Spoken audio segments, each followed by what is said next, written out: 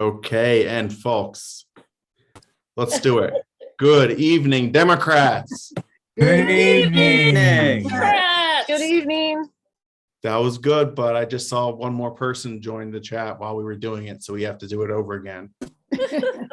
Now that Carolyn Fowler is here, let's do it again. Good evening, Democrats. Good evening, Democrats. Okay, it sounded great. Great to see everybody. Going to do the old mute all, but hopefully Suzanne can unmute.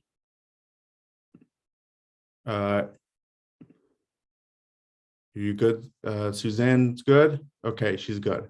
So if anybody is interested, you can go, or Suzanne, if you want to just say so in Spanish.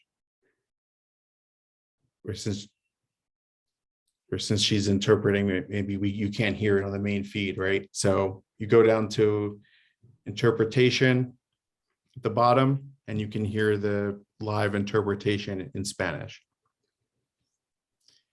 Okay, so folks, we're glad to be back. We've got a lot of meetings this spring. We've done a few. There's lots left to catch up on. If you missed any, you can go back on our YouTube channel. I'll send out an email to the membership with the links. But 2 weeks from tonight is when we're going to be having our endorsement meeting. And I'm going to get to the details of that in just a minute. I want to make a couple of other announcements first. First of all, we do have a vacancy on our board.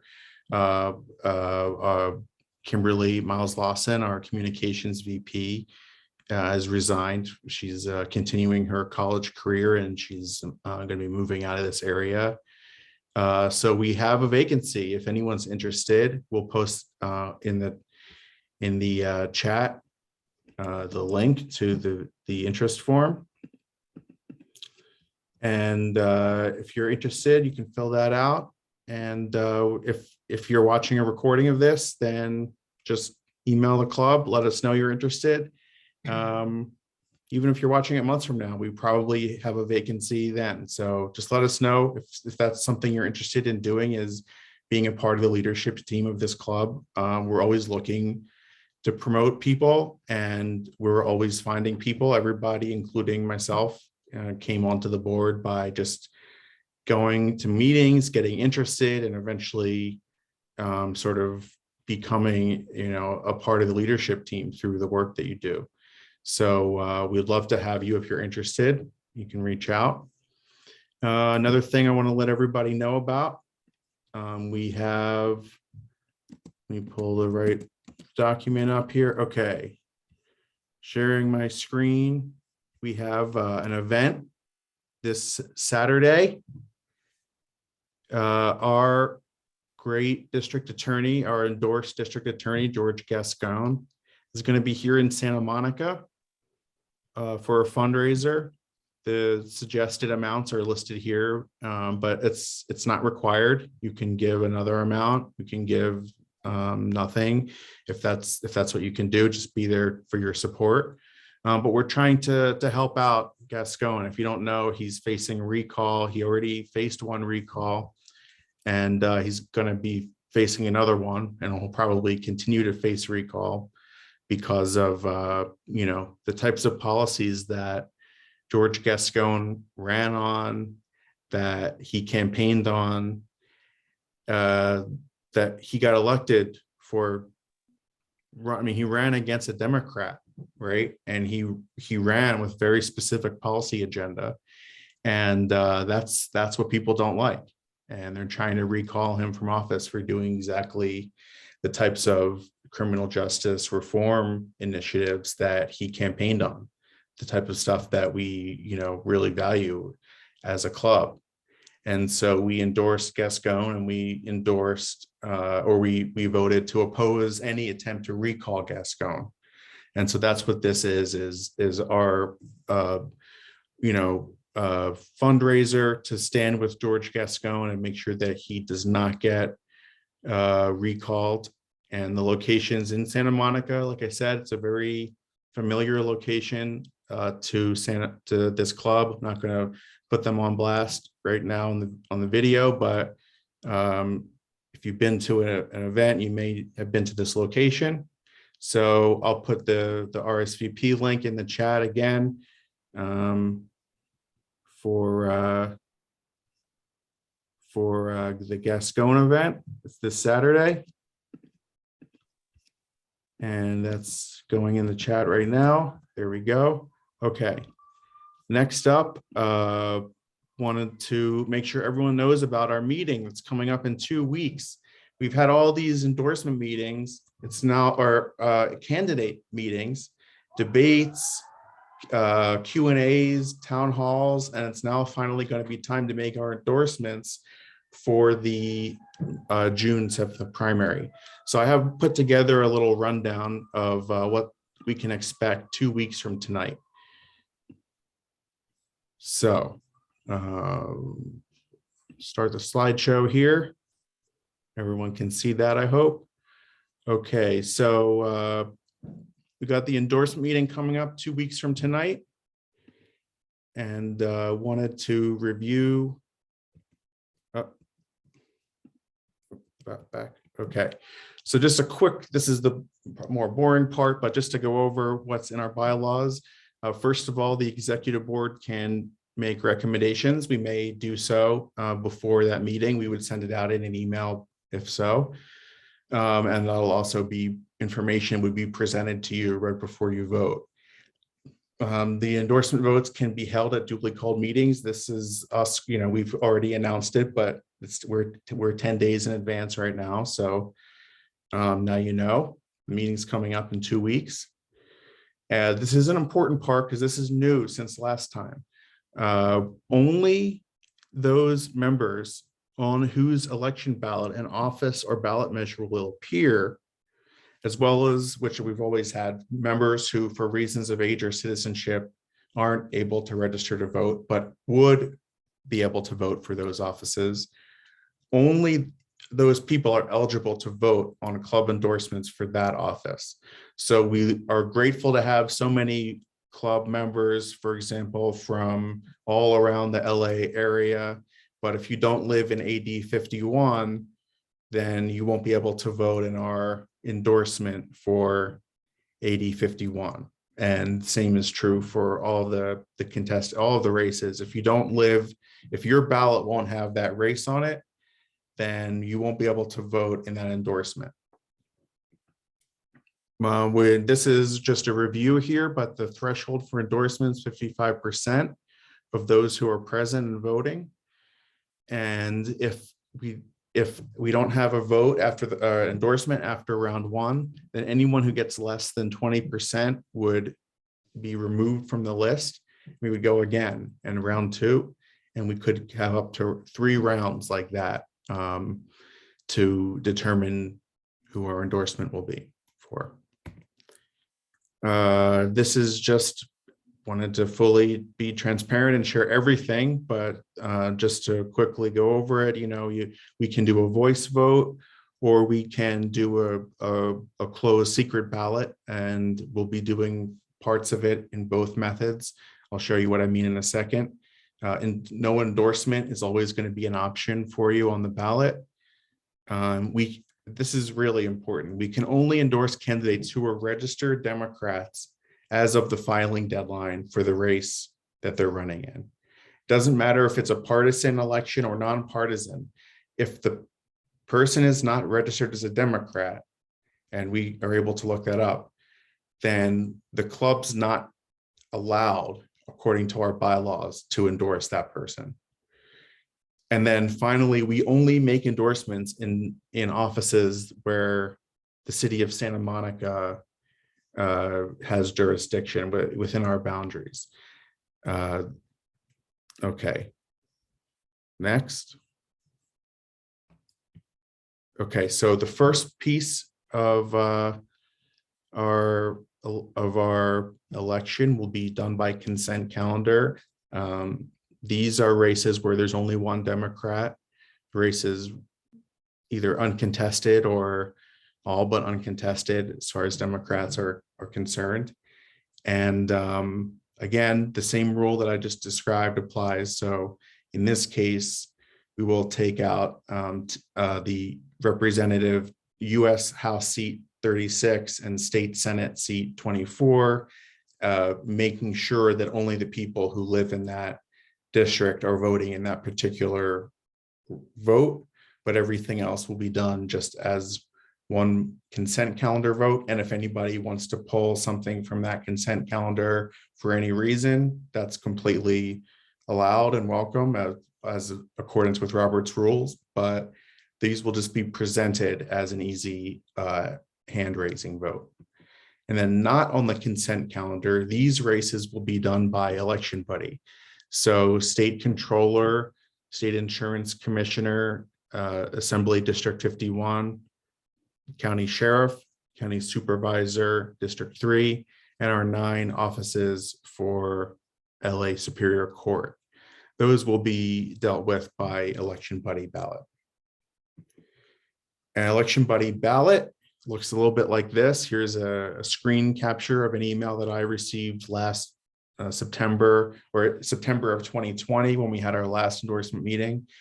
Every member in good standing who registers for the April 27th meeting is going to receive at least one email like this. And again, we're going to be splitting up the ballot based on where you live. So you may get 3 or even 4 emails that look like this during the voting window. And there'll be about 30 minutes or so to vote. And the email will come in your inbox looking like this. There'll be that link there at the bottom, secureelectionbuddy.com/code. And you type in that code and that takes you to the ballot. And like I said, there may be 3 or 4 emails, but we'll make sure everyone's clear on that in 2 weeks. While everyone's voting, during the voting window, we'll have Senator Ben Allen here to join Melissa Goodman, our programs VP, for a Q&A while everyone's voting. Give you something to look at. Look at those sunglasses, you know, good looking man there. That's definitely something to look at while you're voting. It's great. And then finally, back to this meeting. So that's our little presentation for what you can expect in 2 weeks. And we're really looking forward to, hosting the endorsements and finding out where the club membership stands on all these races, these interesting elections that we have coming up ahead of us. So that's enough for me. We're now going to go to some of our committees, our club committees. So we're going to start with our political action committee and hear from Danny Ivanov. Danny, take it away. Hey everyone. So a couple things that I wanted to talk about today. The first is our weekly phone banking program, which happens every Thursday night from around 6 p.m. to 8:30 p.m. We really need some help with our program. We're looking to develop some new trainers. So we would really appreciate anyone from the membership to step up and help us out with the program. Right now, the phone banking is being done over Zoom. And if you're interested, we are going to give you all the training, all the tools necessary to succeed. We're not just going to throw you into it and expect you to know how to do everything. So don't worry about that.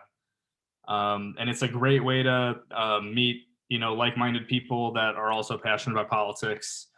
So if you are interested in helping us out with that program, after I'm done with my report, I'm going to put into the chat my email and contact information. So please feel free to reach out to me if you're interested in helping us out with that.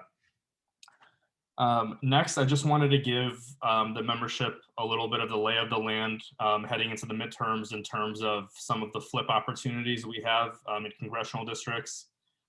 So in the 45th congressional district, and let me just preface by saying these flip opportunities that I'm highlighting involve CDP endorsed candidates. So there are other, flip opportunities that we have, but I'm only going to talk about the ones where we have a CDP endorsed candidate.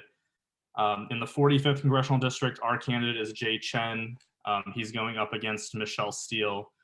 This past Saturday, actually, he had a office opening for his congressional office in his Orange County district. CDP Chair Rusty Hicks was there. They had a canvassing event after the introduction, and the turnout looked good. In the 22nd congressional district, our candidate is Rudy Salas. He's running against David Valadeo. This district actually got slightly more blue since redistricting, so we're optimistic that maybe we might be able to flip this seat. In the 27th congressional district, our candidate is Christy Smith, who's going up against Mike Garcia. Although I will note that this is still a contested primary in the 27th, but Christy is the CDP endorsed candidate, and she ran against Mike Garcia back in November of 2020 and fell short by just 300 votes. So we're hoping that Christy pulls it through this time. And then in the 47th congressional district, this isn't a flip opportunity. This is a seat that we're looking to hold and protect. But that's the district that Katie Porter will be running in. She has several Republican challengers this time around. Scott Baugh is an attorney and former state assembly member. There's another candidate, his name is Brian Burley. He's an IT consultant. But so far, Katie Porter's fundraising looks good. So we're optimistic that we'll be able to hold that seat. And then the last thing that I just wanted to talk about is I was planning on having a political action committee meeting this weekend, but it was actually brought to my attention. I totally forgot that this Sunday is Easter. So I'm planning on having a political action committee meeting next weekend. And I'm still waiting for a few more people to respond before I set the exact date and time. But if you think you're going to be someone who wants to canvass, GOTV, phone bank, all that stuff in the summer, fall, heading into the midterms, you're definitely wanting to go to this meeting, because the point of this meeting is going to be kind of set out our strategy for the summer and fall. So look out for the Zoom link, and that will be coming in the coming days. So I hope to see a lot of you there. Thank you. Awesome. Thanks, Danny. Looking forward to that. And now let's hear from our Programs Committee Chair, the VP of Programs, Melissa Goodman. Hi, everybody. Hope you're doing well. Couple things I wanted to share with you. One is exciting new information about our June meeting, which of course I didn't write it down, so I have to make sure I don't give you the wrong date, but I believe it is June 29th. Yes. We just confirmed that Attorney General Rob Bonta will be with us to have a discussion on various topics that you will help curate, I hope. So we're excited about that and to hear from him during this election season. The two other things, one is not related to specific programming in a meeting, but just to let folks know, I am in the process of scoping out and looking for new possible meeting space for us as we move possibly into a hybrid meeting experiment kind of time come summer. And if anyone has good ideas for space around town that would fit at least 50 to 60 with comfort and space and ideally ventilation and good tech and stable tech, so we could Zoom and meet in person. I'm going to drop my my email in the chat, and also you can direct chat me during this meeting if you want. But if you have any thoughts and ideas for me, let me know. I've checked out a couple spaces based on people's recommendations before, so thank you. And last but not least, use the email or direct chat me during this meeting. I'm thinking about, well, most of our calendar this year is really filled with endorsement conversations, but we will have a July meeting. We haven't yet curated a substantive conversation for, and then looking forward, later into the year and next year, if there are any policy discussions or topical conversations you would like to have and you would like me to work on curating, I would really, really like your feedback on that. So please feel free to email me or drop me ideas in the chat at any time. And I'm starting to think about those. So that is my update, and thank you. Thank you so much, Melissa. And now let's go on to our Diversity and Inclusion Committee report with Raina. Hey, sure. Hi, everybody. Let's see, lots of exciting things. But first, I want to reflect upon our last month's meeting for Women's History Month, where we had a surprise celebration for the many accomplishments and contributions that Patricia Hoffman has made to our city. But yeah, let's give Patricia a round of applause there. And then it was followed up by our guest speaker, Councilmember Gleam Davis, for a meaningful presentation and Q&A moderated by our women's outreach leader, who you just heard, Melissa Goodman.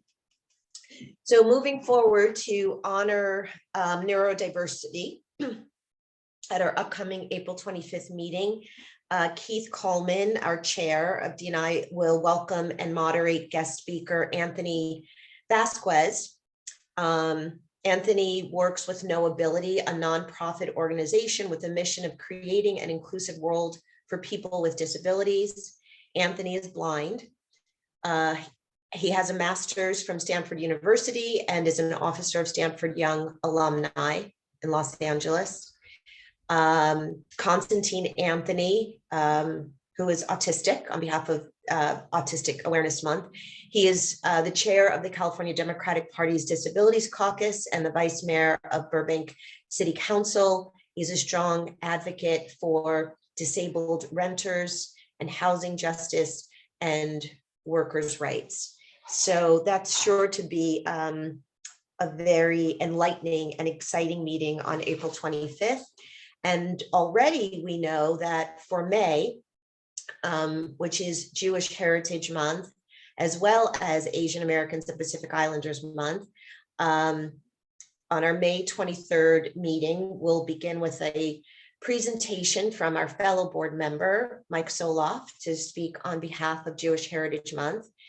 And then Susan, our AAPI outreach leader, will welcome and moderate for Jay Chen, who Danny mentioned, who's a military intelligence veteran who's running for Congress in South LA County, North Orange County.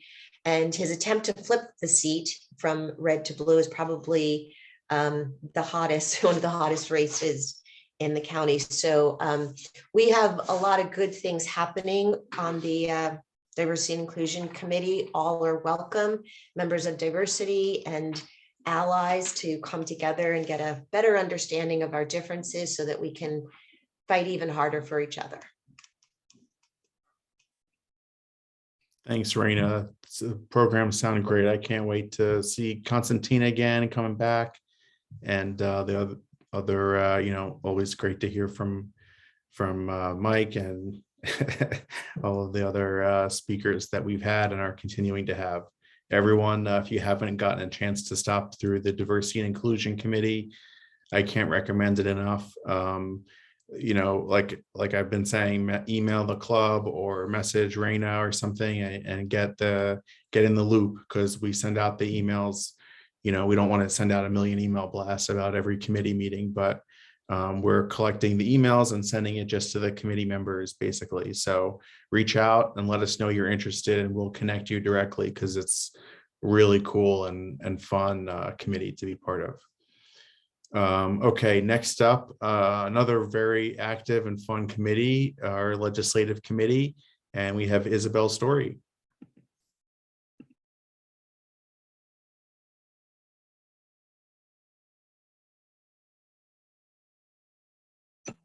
You're muted, Isabel.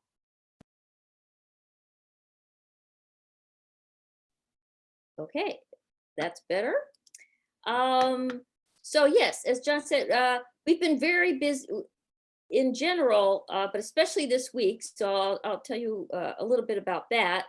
And I want to first say our next meeting, if you're interested in the committee, our next meeting will be Monday at 6:30. I'm just announcing this now because I pulled the members, and then that was a date that at least most people could make, or at least they didn't say they couldn't make it. So Monday at 6:30. I'm going to put my contact information in the chat. I think I have it ready. Yes. There it is. So if you're interested in that committee, being invited to the meeting, some people have asked me, how do we submit a new bill? Because we've already had 7 bills. Let me tell you, we've already had 7 bills approved by our committee, and then they went on to the executive board and they've been approved, and we're starting to advocate. If you have a bill that you feel very strongly about and you would like our committee to consider it, what you need to do is, first of all, let me know. I put it on the agenda, and so you can send it to my email, and I'll put you on the agenda. You'll have up to 5 minutes to present your bill. We'll ask questions, discuss it, and we'll vote. And so you could get a bill that's endorsed by our club. So that's how you do it. The 7 bills that have already gone through most of that process, I'm just going to tell you briefly about them because there are 7. One is AB 2050. That's an Ellis Act reform. It basically means that speculators have to have owned a building for 5 years before they can evict rent-controlled tenants. SB 1173. Requires our public employee pension funds to divest from fossil fuels. SB 1014 gives more funds for community health centers, and these are the ones that serve the uninsured and our Medi-Cal patients. They're chronically underfunded. AB 2266 expands the College Promise Program that gives 2 years of free community college to any full-time student, whether they're first time or returning. AB 2018 provides some relief for student debt. I won't go into the details, but student debt is a big problem. AB 1819, this is in the category of democracy reform. It prevents foreign influence US companies from making election contributions.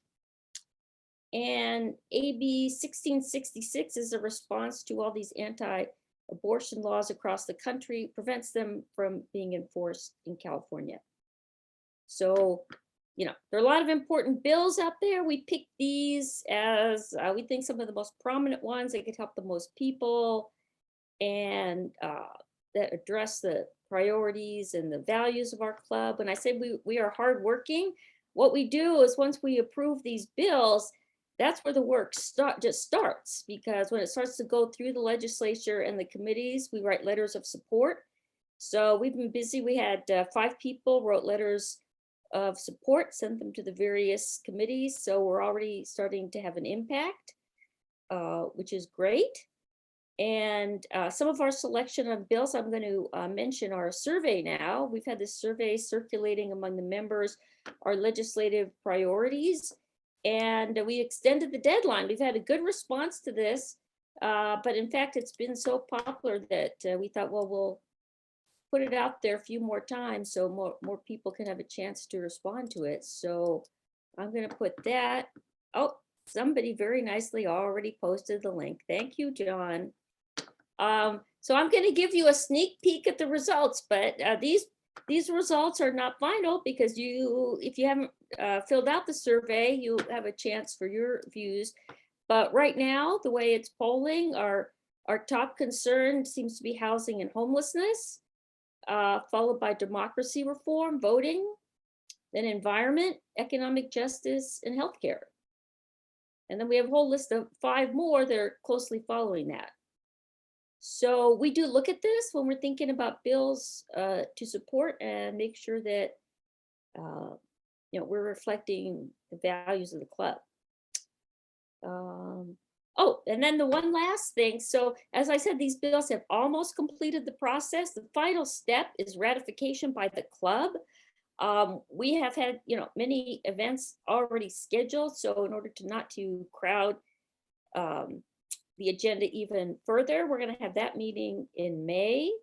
So we will send out information about these 7 bills and plus any more we may approve in the meantime.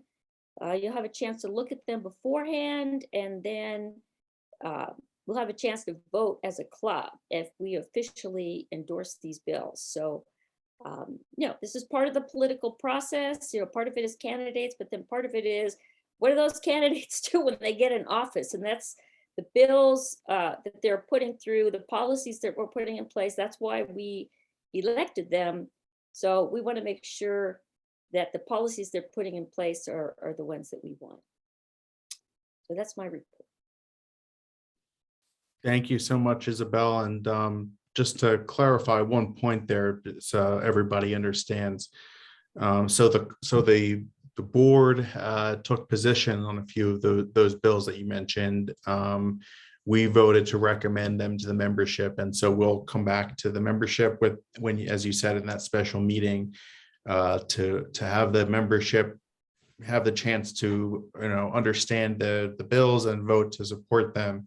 In the meantime, the board is acting in its own name to saying, we as the executive board of the club believe that you should support this. And that's just to make sure that the timing, as the hearings are happening in the between now and when we can get to the membership to have that meeting, and we have to be able to notice it properly. And we don't want to have any club members thinking, hey, why are you having these meetings without the proper notice? So wanted to clarify that the board is taking its action. And when we send out that information and say, this is in the context of the executive board feels this way. And then in a few weeks in May, when we have the chance to have that special meeting, then we'll be able to change that to say the full membership has weighed in and hopefully also agrees with what the board, the conclusions that the board and that the committee came to as well. Yeah, we've been very cognizant of that. So anything that's gone out has just been on behalf of the board right now. But of course, it'll be much stronger when the membership votes and we can say it's on behalf of the whole club. Right. Okay, great. Now we want to go to Mike Soloff with an update about our the ballot measure that we're working on. Mike, do you want to take it away?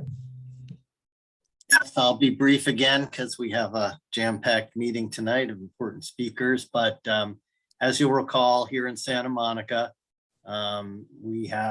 we're trying to get onto the ballot for November through signature process, a initiative that will raise approximately $50 million a year, 10 million for the schools, 40 million for homelessness prevention in the form of ongoing or emergency rent subsidy and some other programs to keep people in the housing they already have, and also to create new affordable housing.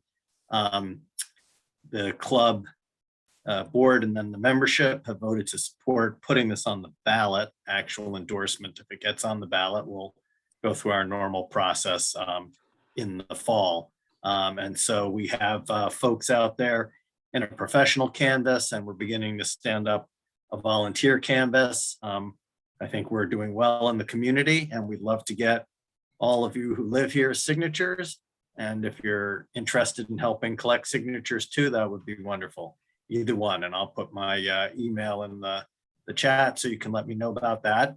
And for our members who don't live in Santa Monica, but if you do live in LA, they're just finishing up their drive to also put a similar transfer tax measure on their ballot. And so you could have an opportunity to sign there. So if you're interested in the LA measure and aren't already aware of how to find someone to give your signature for that, you can email me about that as well, and I'll give you that information. Thanks, Mike. We're going to get started here.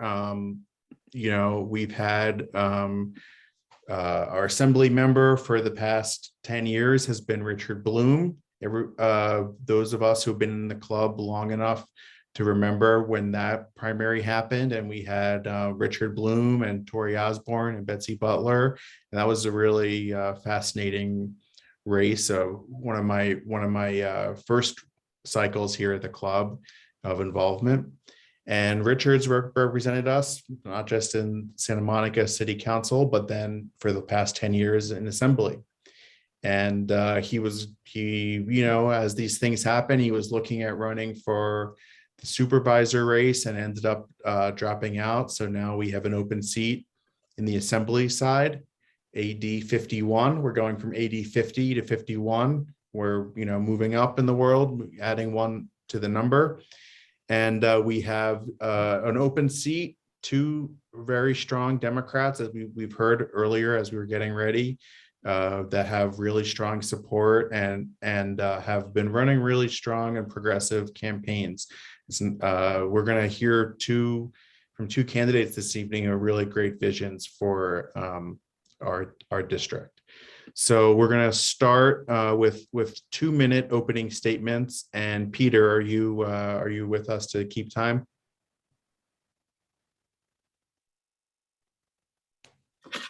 Let me unmute here. Yes, I'm right here. Okay, great. So guys, you're gonna hear Peter coming at you from the Golden Gate Bridge, and he's gonna say time, and that's the 2-minute. That'll be for the opening statement. It'll be 2 minutes, and then for the rest of the questions, will be 1 minute. We'll start now. We'll go with Louis first. So Louis, welcome, and go ahead. Hi, folks. It's really good to see you. Thank you, John. Thank you, Santa Monica Democrats, for having us. This is great. I just came from talking to some students at UCLA. This is the best part of the job. So far. I am Louis Abramson. I am a scientist, an organizer, and an elected representative of 19,000 of my neighbors in Central Hollywood. And I have served my community in those capacities by helping a lot of folks get off the street. I run homeless outreach. I've helped mothers with babies and honorably discharged veterans all go from a tent into an apartment. And I'm here because I think we all know California can do better than those stories. Our communities are hurting. And I think the way we're going to move forward together is if we send someone with the right experience to Sacramento. Now, to me, this means a leader who doesn't just want to lower rents, but who pays rent. It means someone who doesn't just know there's a homelessness crisis, but is actually house folks. And someone who doesn't just believe in science, but understand it. And if I am elected to have the honor of representing you, I will be the only professional scientist in either house of the state legislature. I'll be just the third renter out of 120 representatives in a state where 44% of folks rent. And I'll be one of just a handful of folks that actually knows what it's like to work with someone and move them through the system so that this crisis that we all face so desperately, homelessness, is alleviated by at least one. So right now, I would say we're at a point where the status quo is not where it should be. And my skills and perspective make me different from a lot of the folks who created the status quo. And I think right now, that matters. So I'll just say this, it's going to be a job filled with coalition building, filled with talking to folks who don't agree on everything. These are big problems we're facing. Some of them humanity has not answered, but in talking to folks at their doors and talking to folks like you in these meetings, I know we have the strength and courage to do it. I hope you'll put that strength and courage behind me by giving me your vote on June 7th. And I look forward to the rest of this forum tonight. Thank you so much. Thanks so much, Louis. And now let's hear from Rick Spur. Hi, my name is Rick Chavez-Burr, and my pronouns are he, him, and it's great to be with you tonight. As many of you know, I just stepped away as the Executive Director of Equality California, which is our statewide LGBTQ plus civil rights organization. Before that was President of California Environmental Voters for 7 years, and I believe that I am the candidate that's best equipped to really advance the progressive vision that we all share for California. A vision where every person can support their family on a single paycheck, where we achieve pay equity, and where we can count on a secure retirement. A California where every person has a roof over their head and where affordable housing is abundant. A California where every person has high quality, affordable healthcare as a human right, and where we're protecting the right to safe and legal abortion, not only for Californians, but for people from other states who are being denied that right. A California where our social safety net actually cares for our most vulnerable and for our seniors. A California where every person is safe and valued and respected, no matter their race, their gender identity, sexual orientation, or faith, and that everyone has opportunities to share in the California dream. And a California where we fund our public education system from pre-K all the way through community college and college in the top 10 states of the country, not in the bottom 10 states. And finally, a California where we actually take seriously the threat of climate change. We treat it with the urgency that we need to protect our children and our planet, and that will be a key priority for me. I am the candidate that's endorsed by the Democratic Party. I'm endorsed by every Democratic club that's made an endorsement in this race. I share a progressive vision of California, and I think I have the experience through my time at Equality California and at California Environmental Voters in terms of advancing legislation. We passed over 100 key bills in the legislature in my time at Equality California, and those were first in the nation bills in many cases. We launched programs to help homeless people. Time. Thank you. Thank you. Thank you, Rick. And now for our first question, and Peter will do 1 minute for each of these. So Santa Monica has been well represented in many levels of government. This year, we're losing 2 of our elected officials. I mentioned Assembly Member Bloom, who's retiring, but also so is Supervisor Sheila Kuehl. So 2 of our Santa Monica residents out of 4 who represent us at the larger level are retiring. So I wanted to know, as Assembly Member representing our city of Santa Monica, why you think you'd be the best candidate to reflect our Santa Monica values at the state level. And let's go to Rick first. I think because I have a record of already representing Santa Monica values. I mean, if you look at what we've done at Equality California, we transformed that organization from focusing primarily on marriage equality to one that focused on social justice and social equity for the broad range of vulnerable people in our society. We fought for the $15 minimum wage, for overtime for farm workers, for healthcare coverage for undocumented people, for the full package of police reform activities and criminal justice reform that was advanced by the Black Caucus and Latino Caucus, to put Prop 209 back on the ballot. We fought for abortion rights and to make sure that the LGBTQ community understands the importance of the right of privacy and protecting Roe versus Wade. We were the first LGBT organization in the entire country that basically made gun safety laws a priority, and we fought for the package of bills with Governor Newsom and with basically Kevin De Leon as we passed the package of gun Time. Thank you. And Louis?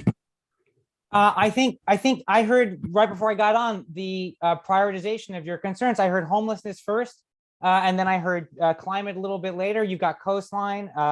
I've taken a pledge that I won't take any money from fossil fuel or extractive industries, a no fossil fuel pledge.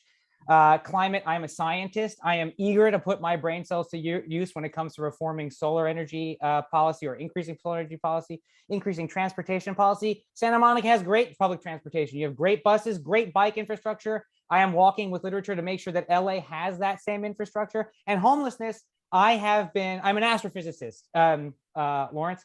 And in homelessness, I have had my boots on the ground. I work in the encampments every weekend. I started Neighbor to Neighbor Homeless Outreach in Hollywood. I'm on the board of a nonprofit that is the dedicated county liaison. You're talking about Sheila Kuehl. She led Hollywood 2.0, $160 million mental health pilot. Hollywood Forward in Hollywood, I'm on the founding board of that. I am dedicated to mental health reform, dedicated to homelessness. I know the names of One House folks. I know the systems that are failing us, and I think that similarly aligns with Santa Monica values. Thank you, Louis. And I will go to you again first here. Over the last couple of years, this club's done a lot of self-reflective work regarding diversity, equity, and inclusion, both in terms of the makeup of our board and membership, but also in terms of the candidates we support. Can you just take a minute to discuss your own orientation to diversity, equity, and inclusion, and why you'd bring a unique perspective on this to the Assembly? This is a fantastic question. And obviously, you can look at me, that this is something I'm going to have to affirmatively work for. I was on the founding committee, the Diversity, Equity, and Inclusion Committee at the Department of Physics at UCLA in the astronomy division. I worked with a professor there to make sure that we were progressing on that. It is something I am committed to hiring a staff that represents the perspectives I don't have, people of color, people from the LGBTQ plus community. I agree with Rick that we're going to need to stand up advisory boards to learn this. I was just at UCLA. One of their top concerns was disability rights.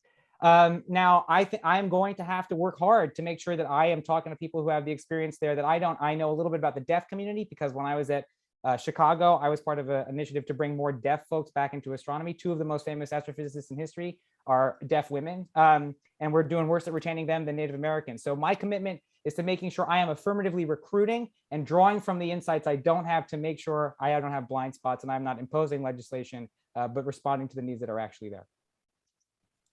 Thank Aye. you. Let's go to Rick. So I think my record at Equality California, I think says a little bit about my values. When I came to Equality California, we had a staff that was basically 9 people, 8 men, 1 woman, 2 people of color.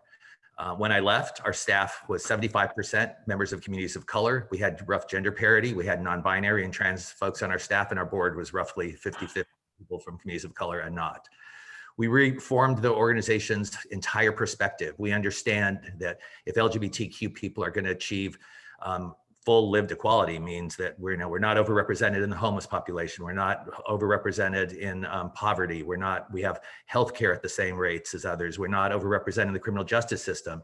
That we needed to make sure that that we are reaching out and had an intersectional approach and lifting up all vulnerable communities that LGBTQ people are a part of. And that is why we adopted a broad social justice platform and mission and the organization, and why we engage so broadly in such a broad range of issues. Thank you. Time.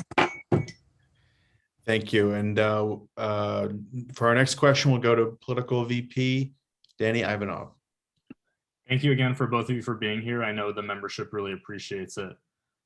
Rick, what lessons or takeaways have you learned during your time as Executive Director of Equality California that you think can be applied to the legislative process in order to craft better public policy in the state assembly if elected? I think listening to people. We have a lot of different views, but we actually share many of the same values and many of the same goals. It's just we have different perspectives in terms of how to get there. And I think really, one of the things that I've learned at Equality California is that the best public policy is one where you take the time to actually listen to people and you change hearts and minds.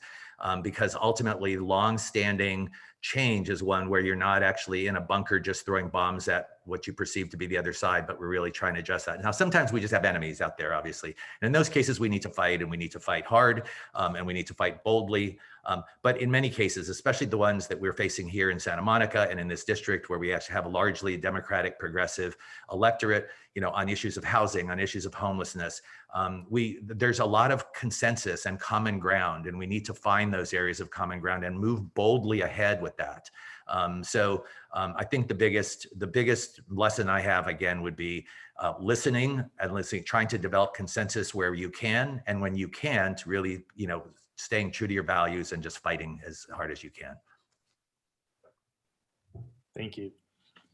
Louis, what unique contributions and perspectives do you think you can bring to the assembly if elected, specifically because of your science and astrophysics background, that you think is currently missing from the legislative process? And do you think there are any specific issues that will be better served because of this background? Fantastic question. So I would invite everybody to go to hollywoodforward.live/2021 homeless count. So last year, you might remember the Los Angeles Homeless Services Authority didn't run a homeless count in 2021 after the world historic calamity that was COVID and all the government interventions. We did one in Hollywood, and it's the best count ever taken. And that's because I had the scientific background to make it so. We didn't count every tract once. We counted it 2 or 3 times. So we know our error rate. We also folded in the uncertainties. How many people live in a tent? You don't count people in tents when you do a homeless count, you count the tent. So there's a big uncertainty. Maybe more people moved into a tent. So I use the same skills I use as a professional scientist to understand, well, what are the unknowns here? And we didn't just give one number. We gave a whole range with probabilities for everything, not just 1,513 people, but plus or minus what. We have to be doing that on all of our policies. All of our policies should be compared to a null hypothesis. When we're talking about solar plants, I know there's so much tension between rooftop solar subsidies and centralizing production outside. We should be asking, what's going to make more power? Our goal is to reduce emissions. Thank you very much. Thank you. So if Louis, if you're elected, how will you make protecting our climate a priority? What specific initiatives can you champion and how? And specifically, if you want to go to the beach in the new AD 51, you have to come to Santa Monica. There's no other beach in the district. Mm-hmm. So what climate policies would you pursue to keep our beach and ocean clean? Okay, great question. So one of my day one policies is matching grants from the state to add more buses and trains to existing lines. We all know transportation is the #1 carbon emitter in the state. It emits twice as much carbon as power production, believe it or not. The more public transit there is, the more people take it. And right now, a lot of people don't take public transit because of the wait times. If you have to plan to take a bus, you're not going to take a bus. So it's very hard from localities to generate the funds to build capacity, to hire people, to buy more buses. Easy to build another train, relatively, not so easy to add trains to the line. I want to have the state making every city's dollar go farther so people can not drive to the beach, but take more transit there. And when it comes to the beach itself, I know sand shortages are a big problem, coastal erosion. I would love to be your student on this. I am not an expert at ocean chemistry, and this is where I'm going to need help from local experience, but I'm committed to being there and to leading that charge, fighting plastics falling into the ocean acidification. All of this stuff is stuff I'm committed to working on, but I'll need to learn more. Thank you. you. Rick? So, we need to wean ourselves off of fossil fuels and get to a clean energy economy. And in order to do that, we need to create the clean energy that we're going to use. We need to advance offshore wind. We need to basically do that as quickly as we can, and we need to incentivize it and get it done quickly. We need to invest in battery technology, both distributed in our homes and industrial level, and also continue working on renewable energy, both industrial and rooftop, and have the battery technology so that we're actually not selling energy into the grid and wasting it. We need to basically prepare to meet Governor Newsom's goal of selling only electric cars by 2035. That means we need electric charging stations throughout Southern California. We need to deal with the problem of charging stations in apartment buildings where it's hard to put them in every parking space, and deal with the fact that a lot of folks, especially in communities where we don't have single family houses, are parking on the street. So we need fast chargers distributed in an environmentally just way throughout our communities.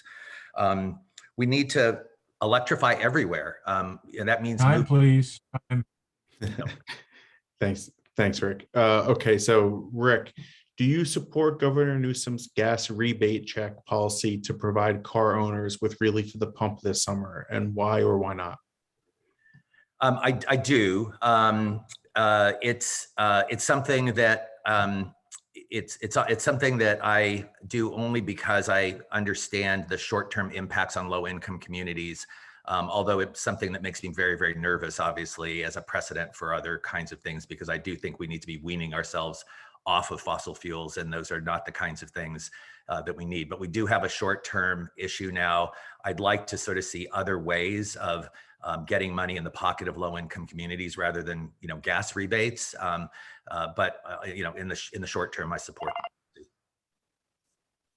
that. Okay, thank you. And Louis? My answer to this is an honest, I don't know. We have a real issue. Rick is totally right. We have 360,000 jobs in this district, and we import 4 out of 5 workers who hold those jobs. And 20% of those workers are having to drive more than 25 miles to get here, and they don't have another choice. And they're economically burdening themselves $6 per gallon in gas plus parking. I feel that. You can't neglect that, especially with housing costs that are so high. It is a real tension, and we should not minimize it. At the same time, I agree. I wish we could do this in a way that didn't pump more carbon into our air. I don't know the answer. I don't know the full trade-offs that go into it. I would love to talk to his advisors, the governor's advisors, and whoever is advising the state legislature on these policies to know the economic and the carbon impacts. If it's going to be a minimal carbon impact, maybe I'll buy it. If it's really going to set us back, I don't know. But those are what I would balance. That's how I would make the decision. Great, thank you for that. So now we have 2 yes or no questions. Should be pretty easy to just get a yes or no on these. Will you commit to opposing all oil drilling, including shutting down existing drilling? Do you want me to go first? Okay, sorry. Yeah, go ahead. Yeah, yes.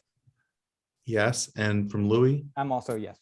Okay, great. And then also yes or no question, will you commit to not taking any campaign donations from any company involved with the production of fossil fuels? I already have.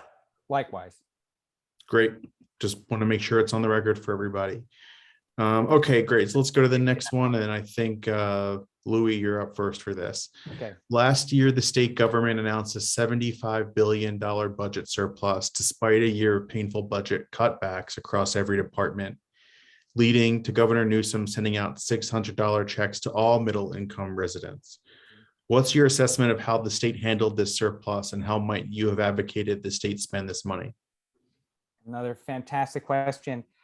I don't believe in the GAN limit. I think we got to get rid of it. I don't believe in setting a limit to the amount of money that our government can use to support social services for everybody. Money in the hands of working folks is great. I think since we have the GAN limit and we breached it, I think we did a good thing with that money. I support the $600 checks going to working folks, especially because COVID, we know the economic impact of it. But in the future, I would like to work towards removing this artificial barrier we are placing on our government, which we know has to do better. The government spends $16 per day per person in California. I think we all know we could do more with more money there. And I don't like the idea that we're artificially capping the government to that. So long-term, I want to work towards removing that. But short-term, I think the way we chose to spend the surplus I support it. Thank you. And Rick? I don't disagree with anything that Louis said. I think the one thing I'll say is, in addition to that, is that, I think we have to move away from funding our government in ways where we have boom and bust periods, because it harms our public education system. It harms the long-term investments we need to make. And so I think one of the really exciting things about serving the legislature during this time is really rethinking government and how we fund our government, where we actually have more stable income streams that allow us to make the long-term investments that we need for climate and public education and transportation and many of the other things. And some of that is actually looking again at Prop 13. And then the commercial side of that. Got it. Thank you. And now for our next question, we'll go to our legislative VP, Isabel Story. Hi. So my question, it's the top of my mind. It also happens to be the top priority from our legislative priority survey of our members. What is your strategy for addressing the problems of homelessness and a lack of affordable housing in our district? Who's first? Go ahead, Rick, you're first. So first of all, I believe that we need to treat the unhoused with compassion and respect.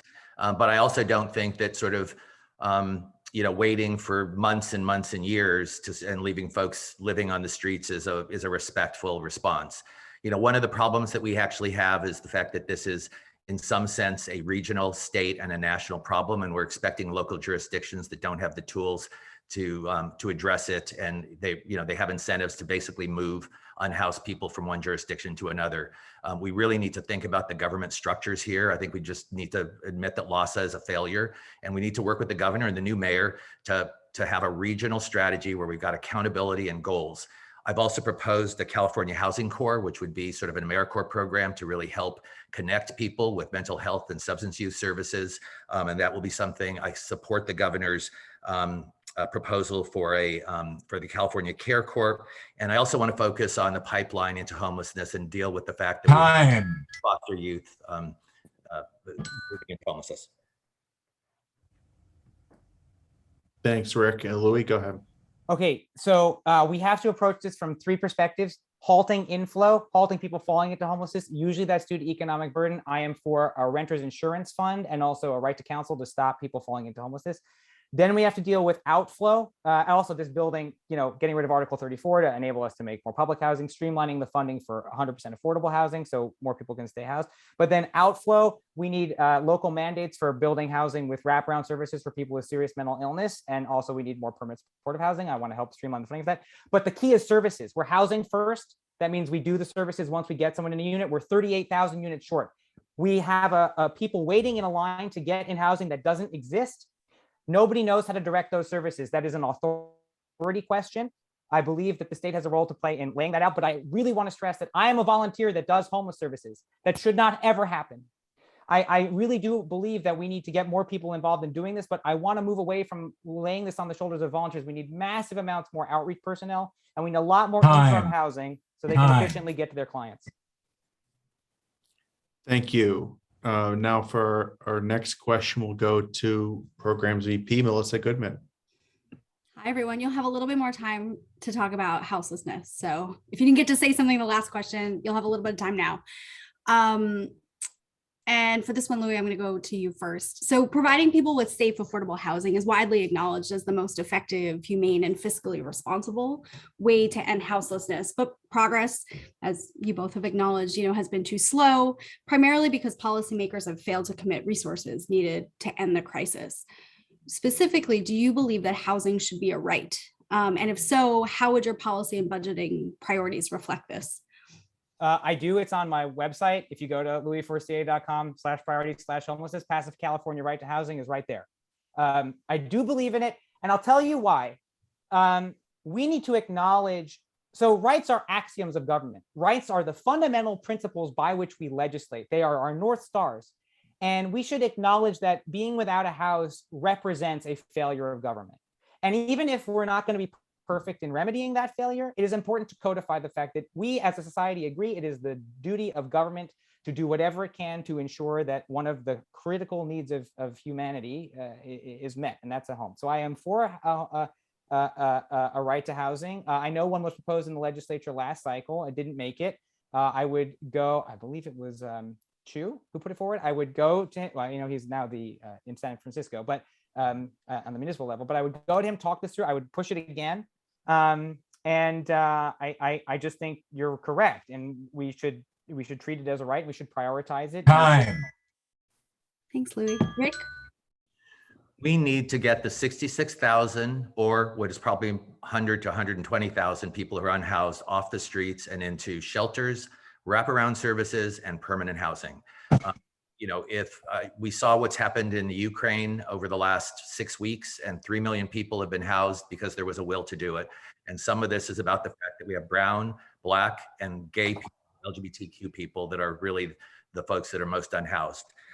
So yes, I think we have to put a lot more into wraparound services and mental health services. I had a family member who was unhoused for 7 years. And one of the things that was a big obstacle was every time I could convince him to go into substance use services, they were not available. There were 6-week, 9-week, 10-week wait list. We need much, much more wraparound services to sort of get people into the care that they need. And then finally, I want to talk about foster youth. 25% of foster youth, when they age out of foster care, become homeless. This is a huge pipeline into the homeless problem, and we need Time.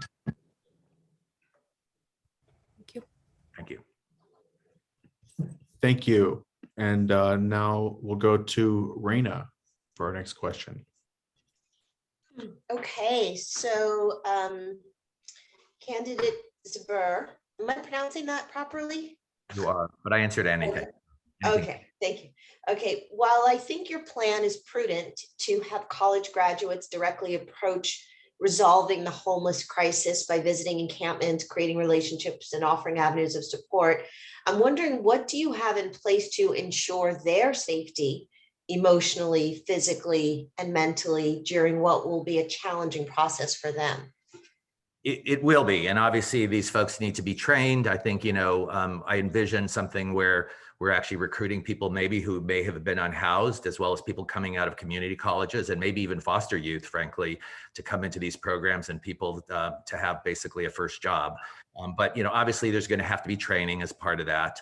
I also think, I helped homeless folks get healthcare with the UCL medical van every Wednesday night on Romaine Street for 2 years as part of an Equality California program. And frankly, homeless people are people, and frankly, the issues with safety are real in some cases, but most people are people. And so I don't think that it's something where you can't have something like an AmeriCorps program with smart, committed college youth. It's not different from other kinds of programs that are focused on helping vulnerable people, which is what they are. Okay, thank you. And this question is for candidate Abramson. That I pronounced correctly. You got it. Yep. I also answered everything. I can't pronounce my own first name. Okay, great. Which city in 8051 do you see as having the most severe homeless issues, and why? Okay, well, it's Hollywood. It's Los Angeles, part of Hollywood. 1 in 30 of my neighbors here are unhoused. Rick's service was in Hollywood on Romaine. I know exactly where that is. That is a huge center, by the way, of Black trans female homelessness. And that's why the this really is an intersectional issue. LGBTQ center is one of our major providers for exactly the population Rick is talking about. So it is Hollywood and Los Angeles. And then also, we saw by the VA, which is interesting because it's federal territory, but it's slightly out of our jurisdiction, but you could call it Westwood. So it is those two places. And that's why I'm running. I'm running because they are my unhoused neighbors. Like 1 in 30 people, it's not a PC term. They are our neighbors. And as Rick said, you see them, they are just like neighbors. You got good neighbors, bad neighbors. It's the emotional safety I worry about more than the physical safety. There are lines, we walk close to them, you give out your phone number, people are calling you. And I do think protocols would have to be in place. And I think they are straightforward. So it would be achievable. It's just, I think this should be a professionalized job. Thank you. Thank you. And now for the next question, let's go to Mike Soloff. I guess you get to go first on this one, Rick. So we've talked about people who are already homeless, but HUD estimates are that there are in Los Angeles County 500,000 households of people who are both low income and paying more than 50% of that limited income for their rent. And in LA City, it's 260,000, and even in our city of 100,000, we have 6,500 such households. Meanwhile, in the Great Recession, the state cut back redevelopment money. They've never replaced it. So we can talk a lot about affordable housing and all of those things. Are you committed to getting state money and land devoted to creating affordable housing or giving rent subsidy to folks to relieve this burden? And if you say that, why should we believe that you will actually do it in Sacramento?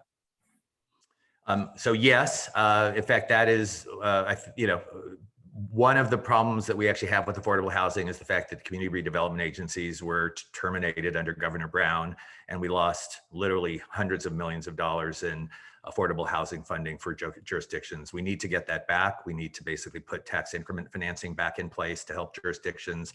We need funding for local jurisdictions. And it's, the reason why I think you should believe me is because I'm a progressive, and I understand that California has the highest poverty rate of any functional poverty rate of any state in the country. It's higher than West Virginia, it's higher than Louisiana, it's higher than Arkansas, all these states that we thumb our nose at. And the reason for that is because 18% of people are living in functional poverty and another 18% just above the poverty line. And the reason for that is a little bit energy costs, but it's mostly housing. It's the fact that we don't have affordable housing for our folks.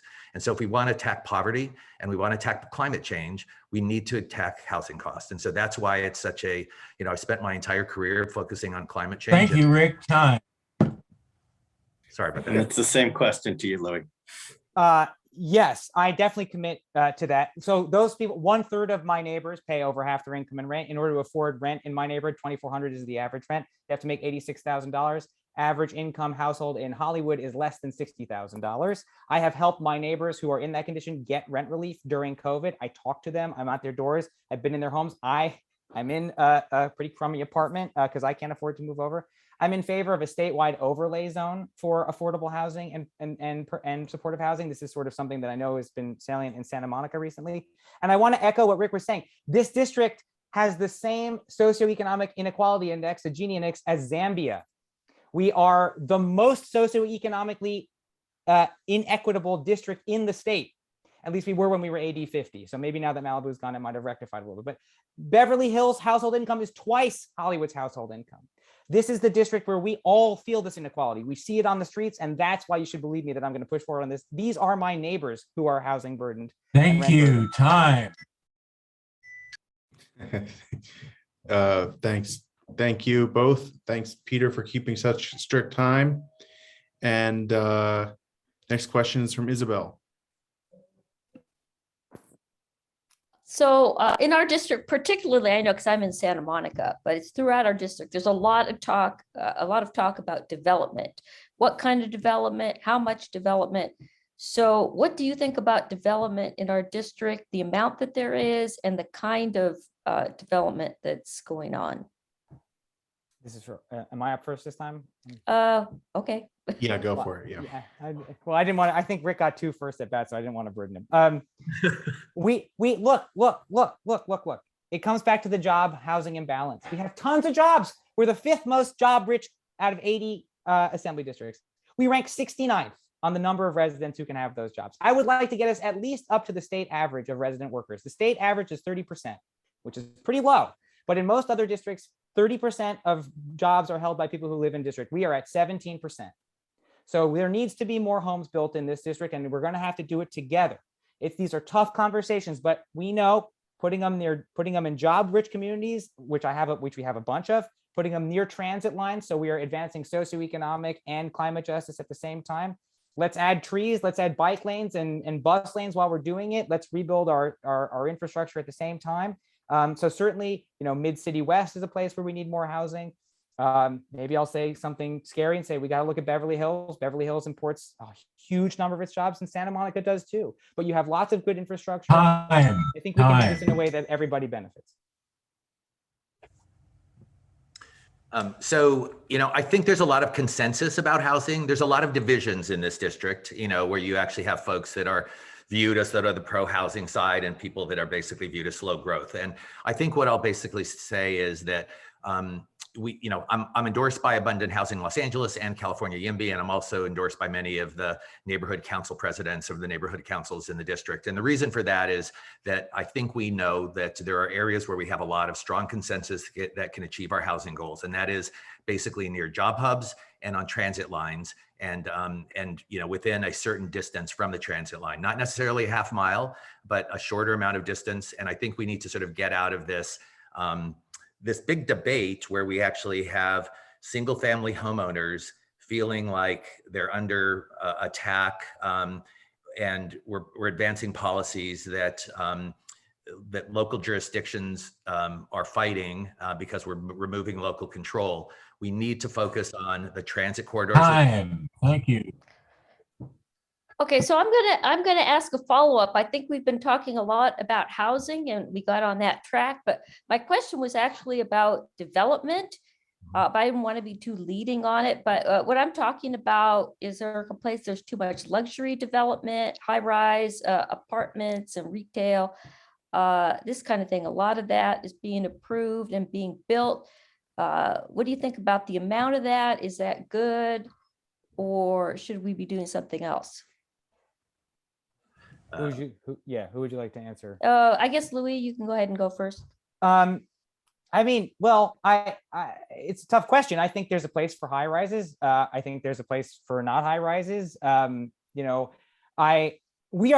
in LA City, we're 500,000 units behind here. So it's not like I am a trickle down housing person here, but we're so far away from equilibrium that for a long time, the housing is going to be expensive. And that's why we have to streamline the subsidized housing pipeline, because the government's job is to make sure that there's housing available for folks who can't afford to live in those units. And also, if we cut down on the number of politicians getting involved in these decisions, we'll be able to make construction cheaper and able to add more inclusive zoning so that there's more affordable units going in each building. And these are things I want to do. And I'm also endorsed by a lot of neighborhood council presidents in the areas that were redlined 100 years ago, where all the construction is gone. So I feel for my neighbors who are like, why is all the construction coming here? It's coming here because we were redlined a long time ago. We're politically disempowered compared to some other folks. And we are not sharing this burden equitably. And I shouldn't say burden, we're not sharing this opportunity equitably. Everybody should have more neighbors, I think. And I think we can do that together. We need to build more housing if we want our kids to be able to live here, and if we're going to address the functional poverty problem that we have here in California. And so I am someone, though, that believes that we should be providing strong incentives for local jurisdictions to adopt pro-housing policies. The policies that we should be adopting are ones that should be guided by what are the maximum number of affordable and workforce units that will be created by the policies. That doesn't mean that you only focus on affordable and workforce, but that the guiding principle should be to maximize housing in those units. I think that local government should retain local control to figure out how to do it. And we should basically both cajole them and give them incentives and the tools. And I think, as Mike said, the funding to be able to put housing in place. And so, whether it's a high rise or whether it's basically 3 and 4 story or otherwise, those should still be local issues of local control that we rely on folks. And we need to give our local jurisdictions the tools and the authority to be able Thank you. to make housing. Thanks. Thank you both. And now continuing on the theme of housing. So some in Santa Monica have expressed that the RENA allocation for the current cycle was overburdensome for the city. It requires 9,000 units to be built over the next 8 years, and about 6,000 of which have to be affordable housing. Do you think these numbers are too high, about right, too low? How should the city respond to this challenge? And Rick, you can go first. You know, I haven't talked to all of the city council members in Santa Monica yet, and I'd like to get their views. And I know that there are some differences in views on the council, but I haven't weighed all of them. Generally, though, I think that we need to have aggressive targets in jurisdictions, and if we don't have aggressive targets, we're not going to actually build the housing that we need. So, it's something that I'd be listening to sort of as the legislator, to sort of local elected officials and members of the community to get their views. But generally, I'm someone that believes we should be advancing housing as quickly as we can. Thanks. Louis? So again, I have to approach this as a scientist, about right, et cetera, compared to what? And what is the overburdensome constraint? Is the fear that, like, we can't get the water mains in place in 9 years to do this? We'd love to build the homes. And especially with 2/3 of them affordable, yeah, we'd love to do that. It's just we really seriously, in good faith, worry we're not going to be able to to get electricity to them. That's a different thing than overburdensome, because we're just worried our neighborhoods can't accept any more people. I mean, 9,000, you can correct me, is about a 10% growth number. It's important for our economies to grow over the next few years. I think that's important. It's important to be able to make sure as many people, for climate reasons, who hold those jobs and bring us their energy and their labor to help us thrive, can live near those jobs. So in an absolute number sense, I'm not prepared to answer the question because I don't know the physics behind it. Once I learn that, I'd be happy to. But again, this is how I'd balance these issues. And obviously, the zoning plan itself should be left up to experts in Santa Monica. I don't want to rezone Santa Monica from Sacramento. Time. But those are the equities. Time. Thank you. Many in our community also have mixed feelings about SB 9 and how that could impact their neighborhoods. Some communities in California have opposed the measure and have already lost this fight. Other communities are organizing now to oppose the measure. What's your position on SB 9? Would you have voted for that? And how would you recommend incorporating its guidelines into our urban fabric? Louis, you can go first. So let me tell you, we're 30 years away from Governor Newsom's 3 million home goal. By the estimates that come out of Berkeley, SB 9 is going to speed that up by 7 years. So I'm in favor of it. And I would have voted yes to it when it was on the board. And now that it's law, it's the job of legislators to figure out good stuff that can happen with it. So here's what I want to do on day one. I want to go to homeowners in formerly redlined communities in South LA and say, look, I want to give you a no-income loan or a grant. If you want to develop your property into a quadruplex using this new tool, SB 9, you can keep a unit, your kids can keep 2 units, you can rent the third one out. What are we going to do? We're going to make resilient those communities, push back on gentrification, push back on the racial wealth gap.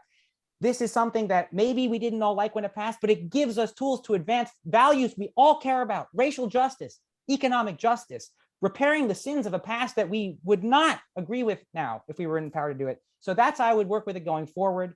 And from the perspective of beforehand, it doesn't rule out single family homes everywhere. They're very popular. Some of my biggest supporters live in single family homes. Thank you, Louis. Time. Rick, go ahead. So I would have voted against SB 9 and for SB 10. And the reason for that is that SB 9 took away elements of local control that I think are important to allow local decision makers to understand where it's best to sort of concentrate housing. I also think from a strategic perspective of folks that actually are interested in advancing housing, that basically it caused a lot of fear about, putting big apartment complexes in the middle of single family neighborhoods. I don't actually agree that it's going to create a lot of housing. I think how many people are going to take their house, knock it down, split it into 2 lots, put 6 units on it and live in one of the units for 3 years? I think it's like almost none. So, in some ways it's almost a fake fight. We need to focus on the areas where we have consensus, and that is building in areas where we have single story retail and commercial. We need to upzone those to 3 to 5 story mixed use with apartments and housing above that, on Santa Monica Boulevard, on Olympic, on 3rd Street, on La Brea, on Highland, all these areas that are basically blighted. Time. Blighted and Thank you. ready for redevelopment. Okay, thank you. So now let's go on to another topic, issue that's been important for this club for many years now, which is single payer healthcare. California Democrats have been pushing this for decades, starting with Sheila Kuehl's bill and continuing until just a few months ago when AB 1400 was pulled just before it went up for a vote. So the first question on this is, if you were in the legislature and AB 1400, exactly as it currently exists, was coming up for a vote, how would you vote on that bill? Rick, you can go first. I would have voted for it because I think we need to advance single payer as a concept, even though I think that bill was flawed in a number of respects. And I think the main reason why it didn't pass is because of progressives who were nervous about the funding mechanisms that were embedded in the bills. It would have required taxes going down to people making as little as $50,000 roughly a year. I think that when we replace the employer funded healthcare, we need a funding mechanism that is not regressive, that doesn't drive business out of the state, and it is just. And so, I do think that it needs to be more of an employer-based tax mechanism as we move forward. I also think that single payer, we need to embed in it consumer protections. We get calls all the time from members of Equality California who can't get prescription drug and HIV drugs from either Medicare or Medi-Cal. Medi-Cal cannot be the. Thank you. Thank you. Louis? I also would have voted yes, and obviously, yeah, the trick is the funding, and that's where we're gonna have to really work hard. But we should just set the scale of the problem. Rick heard me say this more than once, but again, as a scientist, we got to figure out, is this a factor of 10 increase we got to do to get to single payer, or a factor of 2? And it's a factor of 2. 35% of Californians are on Medi-Cal, another 11-ish% are on Medicare. So roughly half of Californians are already getting some sort of government paid, relatively single payer like healthcare system. So my preferred route there, if we're going to experiment, is at least get a public option going. If the public option is popular, if the public option is good, it will become popular, and it will again grow organically into effectively a single payer universal type coverage because it will have the purchasing power and the bargaining power. So that's my sort of exploratory route. But again, I would have been yes on AB 1400 as well. The budgeting is where we're all going to have to work together. But I agree with Rick that reexamining Prop 13 when it comes to commercial properties is something where we should start. Time. Thank you. Perfect. Okay, so now you sort of anticipated the next question, but I want to ask anyway to give you the opportunity to maybe go on a little bit in more detail here. So obviously you won't have the opportunity to vote on AB 1400. When you come into office, there'll be a new version of that bill authored maybe by you, maybe by one of your colleagues. So in working on that version of the bill, what would you want to change, revise, improve upon what we've seen with SB 562, AB 1400, in order to create a bill that actually in your first term passes and becomes the single payer CalCare in California? Louis, why don't you go first? Well, I think I probably don't know enough about AB 1400 and its details to be able to answer this question intelligently. So again, I would have to, learn more about the detailed content of the bill. That's why I'd have staff. I would go to my healthcare staff and I would say, what was wrong with AB 1400 given our values and what can we do? For example, one of the things that I was very disappointed that got vetoed last year was just making sure all unhoused folks were automatically enrolled in Medi-Cal so that we could automatically pay for street medicine teams, street mental health teams. So I would say, again, I think probably one of the bills I would put forward is, okay, if single payer CalCare has failed, let's try a public option. And that would be a revision I would put forward from scratch. But again, this is where I would have to be a student of more expert thinkers. Thank you, Louis. I'm sorry, Rick, you want to add anything there? Yeah. So first of all, I just want to say that, I have the endorsement of the California Nurses Association. This is one of their key issues. And one of the things that I think they were confident in is that I'm going to roll up my sleeve and try to make sure that single payer healthcare is something that can be passed and is something that is progressive and that meets the needs of people in our community. The things that I would fix, obviously, is the funding mechanism. It needs to not be regressive. Second, we need consumer protections. We need to make sure that everyone can get their specialty drugs on time. And Medi-Cal cannot be the model. The Medi-Cal is not a high quality medical care system. I've talked to Shai Roy, who's, has endorsed my race. And one of the things that was really illuminating about it is the fact that, we keep adding people to Medi-Cal, but we don't add funding to Medi-Cal. So the quality of services keeps going down. So we need a single payer system that basically, meets our, that in which we're adequately funding it, in which we're taking the savings from administrative costs and taking the profit motive out, and we're making. Thank you. Time. Thank you. Now, next question is, well, while we're working toward the passage of this bill or something like it, millions of Californians are, going without health care. What solutions can we pursue in the interim, very short term, to ensure equitable healthcare coverage for Californians? Rick? I think in the short run, it's basically expanding Medi-Cal as much as we possibly can. As I mentioned, Medi-Cal is an important, health program, but it isn't, I think, the optimal thing that we would want to see for everyone. But I think expanding that as quickly as we can. I think, there are lots of sort of fixes in terms of establishing coverage to communities. I think we need to do more public education to get people into covered California. We still have not, we still don't have everyone that can be insured under those programs. And I think there's a lot of misinformation about it. And I think we have to keep working on, other parts of our social safety net. One of the things that I really want to focus on is long-term care insurance. We have people that are, that get sick and are elderly who basically can't afford to stay in their homes, and they need help to stay in their homes, and their only option is really to qualify for Medi-Cal and then go into nursing facilities. We need time. Thank you. Thanks, Louis. Yes, in the short term, I think one of the things that is good about Medi-Cal that just happened is Cal-AIM, which is a big reform that's going to enable much more flexible payment. So it's not just fee for service, but being able to pay for a broader range of services and for a broader type of thing. So for example, Project Angel Food in Hollywood is getting Medi-Cal dollars to deliver food to elderly seniors with chronic conditions at home, many of whom have HIV or AIDS. When we fed a bunch of folks in Hollywood after COVID, transferred a bunch of them onto this, and they're going to be able to get a lot more money for that coverage, which is quasi-medical through Cal-AIM. That's also going to be able to help us stand up new mental health systems. To me, the biggest community here that I see every day is the folks on the street, who there is no such thing as street social services. They do not exist. And I think in order to get them there, we're going to have to stretch. Right now, the thing that is there short-term is Medi-Cal, and Cal-AIM, which is a series of reforms, our new waiver to the feds, is going to be let us be much more flexible there. Lastly, I'll just say housing production goals for places with wraparound services for folks with serious time. illness. Thank you. Did you want to finish your sentence, Louis? No, it's okay. It's okay. That's Okay, the okay. gist of the plan. Great. So next question, we'll go to Melissa. Sure. I'm still smiling at Peter's energy.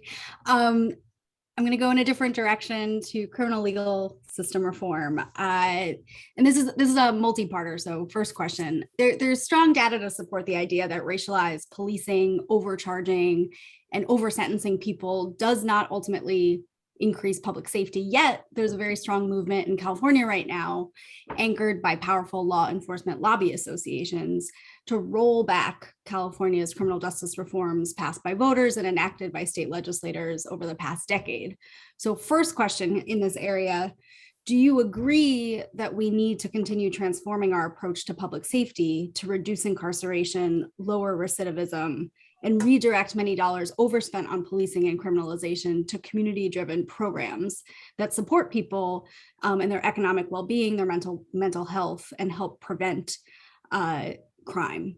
And whichever way you answer that, what concrete ideas or proposals do you have for how to do that from a policy bill or budget perspective? And I'm going to Louis first. Okay, so the answer to your question is yes, I do believe in continuing to reimagine policing. I have a number of policy ideas that I want to do this for. So I do. So Sean, a professor from Princeton shows that for every 10 community building nonprofits in the community, murder rates drop by 10%, violent crime drops by a similar amount, and property crime goes down by more. So yeah, I want to fund lots of intervention services, job, vocational training, peer support, arts and science, after school programs. Our community should be flooded with that. I also want to make sure that we're funding mental health and social worker first responders so that we get all of that stuff that the cops don't need to deal with off their plates. Every LAPD officers I talk to wants it. Every Republican I talk to on the street wants it. We have it in Hollywood. It's taken a bunch of caseload off the cops so that they can do what they're supposed to do and respond to crime. Lastly, this is my idea. I think we should measure all of our progress by benchmarks in over-policed and underserved communities. If South LA is not happy with our police Thank you. reform, we should Time. listen to South LA. That's where our metrics should be. Thanks, Louis. Rick? The answer is yes. I think the one qualification I'll say is that I'm not a big supporter of massive cuts in police budgets.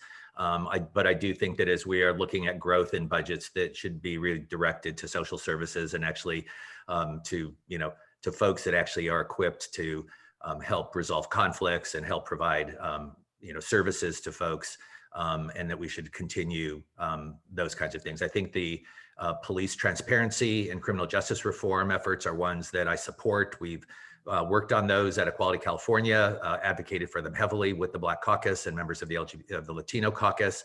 I believe that we really need to focus on the fact that we've got systemic racism embedded in our criminal justice system, and we need to take a lot of steps to undo that. I've worked on issues on taking out the effects of our sodomy laws, which worked with you on, Melissa, over in the criminal justice. Time, please. Thank you. Thanks. Follow-up question, and on this one, Rick, I'll go to you first. Obviously, I referenced the law enforcement lobby, and it's clearly a powerful force in the state legislature and in state legislative politics. But, the reality is it often works to block important reforms that would result in greater accountability, transparency, and community well-being. What do you envision your relationship to the law enforcement lobby will look like, and how will you demonstrate independence from them in prioritizing the needs of the public when there are conflicts that arise? Well, I've already pledged not to take money from police unions, and I have not. I do want to actually qualify an earlier thing. I think someone asked if I was not taking any money for any fossil fuels. I actually have taken some money from some natural gas interests. I just wanted to be candid on that. But I think my relationship is one where I would listen to them. Obviously, I believe that we should always listen to everyone, but that doesn't necessarily mean that I'm going to agree with their perspectives on everything.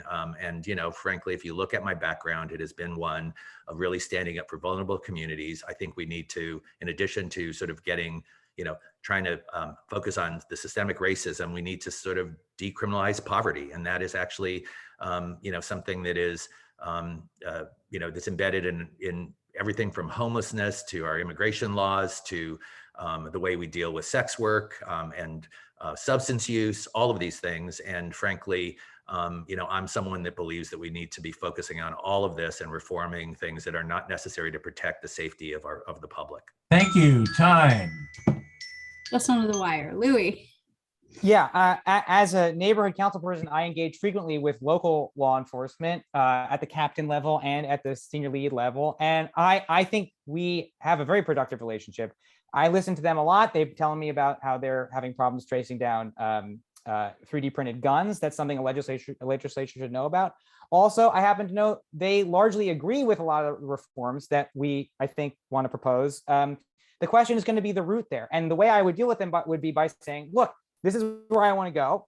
This is how I'm going to balance calls, based on modulating funding profiles. This is how I'm going to weigh your requests for, when it comes to militarized equipment. I'm not going to be favorable to you. More police helicopters, not going to be favorable to you because I don't believe they're necessary, or show me the study that says they are. But I'm going to declare, look, this is the end state I want to get to. I want to get to a place where everything that isn't a crime is off your books. I think you want to get there too. We're going to have to figure out how to do this together. In every conversation I have, here's my racial, social, economic justice, mental health is going to be what I'm thinking about. If you tell me something that doesn't advance that interest, I can't be with you. Okay, last question, sort of at a nexus of this and immigration enforcement. And for this, Louis, I'll go to you first. Do you support state policies that would prohibit state and local law enforcement from transferring people to ICE custody, to immigration custody, or notifying ICE about release dates of people in law enforcement custody so they Yeah. can be picked up? Yes, I believe there should be a separation there. Yeah. Yes, I believe they should not engage in discussions with ICE about such, matters. Okay, thanks, Louis. Rick? Yes, and we've supported policy initiatives and legislation that embraces that perspective. Nice and easy. Thank you.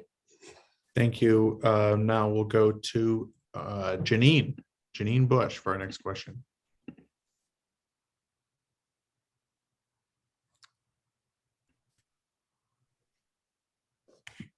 Am I off mute? Yeah, you're good. Just checking. Okay, last year, as you recall, the Employment Development Department, or EDD, admitted to paying out $20 billion in fraudulent unemployment claims. While many unemployed Californians struggle to receive their money for their legitimate claims, what oversight actions can be taken in the future to prevent this fiasco or anything near the scale of it happening again? And I believe it's Rick for the first answer. Yes. So first of all, I want to say that I think that the EDD programs was something that was necessary, and obviously, the government was acting to try to get money into the pockets of people as quickly as they possibly could, and I think we need to recognize that. Still, we shouldn't be funding, spending money needlessly. And I think we should be doing a full-scale audit about what the lessons learned. I think obviously there were issues with Bank of America and how they administered those programs. And we need to basically put in place more mechanisms to detect fraud, which was, widespread, obviously, in these programs. But I think, I'd be supporting a broad state audit. I think that'll happen anyway, but if it isn't, it's something that I would do through legislation. Okay. And there you are, Louis. Are you you're next? Please. Yes. Okay, so I helped folks get on EDD during the pandemic, and this is what it does. It's harder to get on EDD than get a PhD, or at least apply for one. And it is too easy to swindle it if you're not the person. Everybody who should get EDD should get it frictionlessly. Everybody who shouldn't get EDD shouldn't get EDD. This is California, home of Silicon Valley, home of the best systems engineers in the world, home of SpaceX, the Jet Propulsion Laboratory. We built the James Webb Space Telescope, which is sitting 1 million miles behind the sun. It's going to see the most distant galaxies in the universe. We need to revamp this technology. I called someone who was in EDD behind the scenes. The systems are so old. They are not up to date. We need to, I agree, audit, overhaul, simplify, and then make sure that we have the process in place. That the metrics are what is the average wait time to get your EDD payout, and how many people are getting it that shouldn't get it. And I think we have the capacity to do that. Thank you. Great, thank you. So getting close to the end, a couple more questions here. We got this one from a club member. Should the state change the way community colleges are funded? Right now, students living in Beverly Hills and Culver City are able to attend Santa Monica College, while Santa Monica and Malibu property owners pay for the bonds and taxes that fund the college. Do you think that's a good system, or should there be changes there? Louis, you're up first. Well, when it comes to education in California, I think the safe answer is there should definitely be changes to how things are funded. It is true that the two biggest line items in the California state budget are Medi-Cal and education. But when it comes to K-12 schools, I'm definitely in favor of reexamining things like the local control funding formula. And when it comes to state colleges, public universities from the city college level up to the UC system, yeah, I think we definitely need to reexamine how these things are funded. What is the best way to do that? I'm not sure, but I'm eager to talk to leaders in education. I just canvassed a community college teacher the other day to make sure that we're doing this the right way. But certainly the idea that we need to rebalance how we are getting money to our most precious commodities, which are the places that educate everybody, irrespective of your background, is critical. So yes, I am totally in favor of reexamining how we fund city colleges. Thank you. Rick?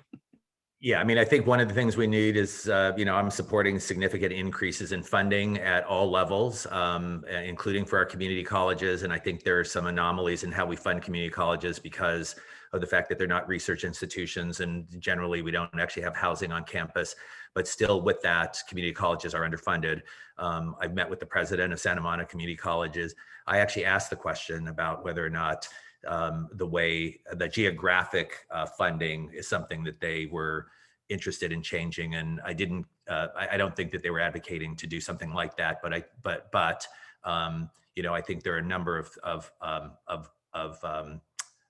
as the Santa Monica College is facing decreasing enrollment, they're very concerned about sort of the formulas and how they would be applied to Santa Monica College. And so I think we need to really focus on all those details of the funding formula, and we need to sort of also just generally increase funding for community colleges. It really is an important part of our education system. And from my perspective, it provides a pathway to 4 years. Thank you. And to a good job. Thank you. And now, it's the last question before the closing statement. So there's been lots of talk for decades now about high-speed rail.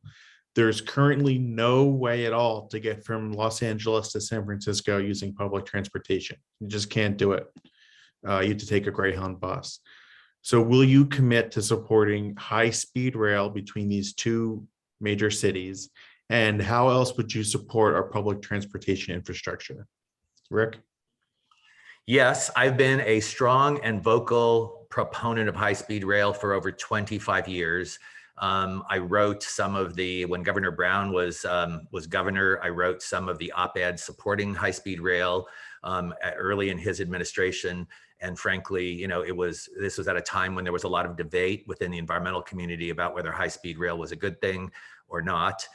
So just, it's something that I think as a modern society, we need high-speed rail, and we need to be sensitive for how we build it. And, obviously high-speed rail can't weave all around. It's not going to be high-speed unless you build it straight line. Unfortunately, I think we have a lot of education to do because money from high-speed rail is being used for other things now. And we need to sort of rebuild the public support for high-speed rail and support in the legislature and in, all aspects of government. Thank you, Louis. Yeah, I 100% high-speed rail. I would back it. I think it's integral, critical.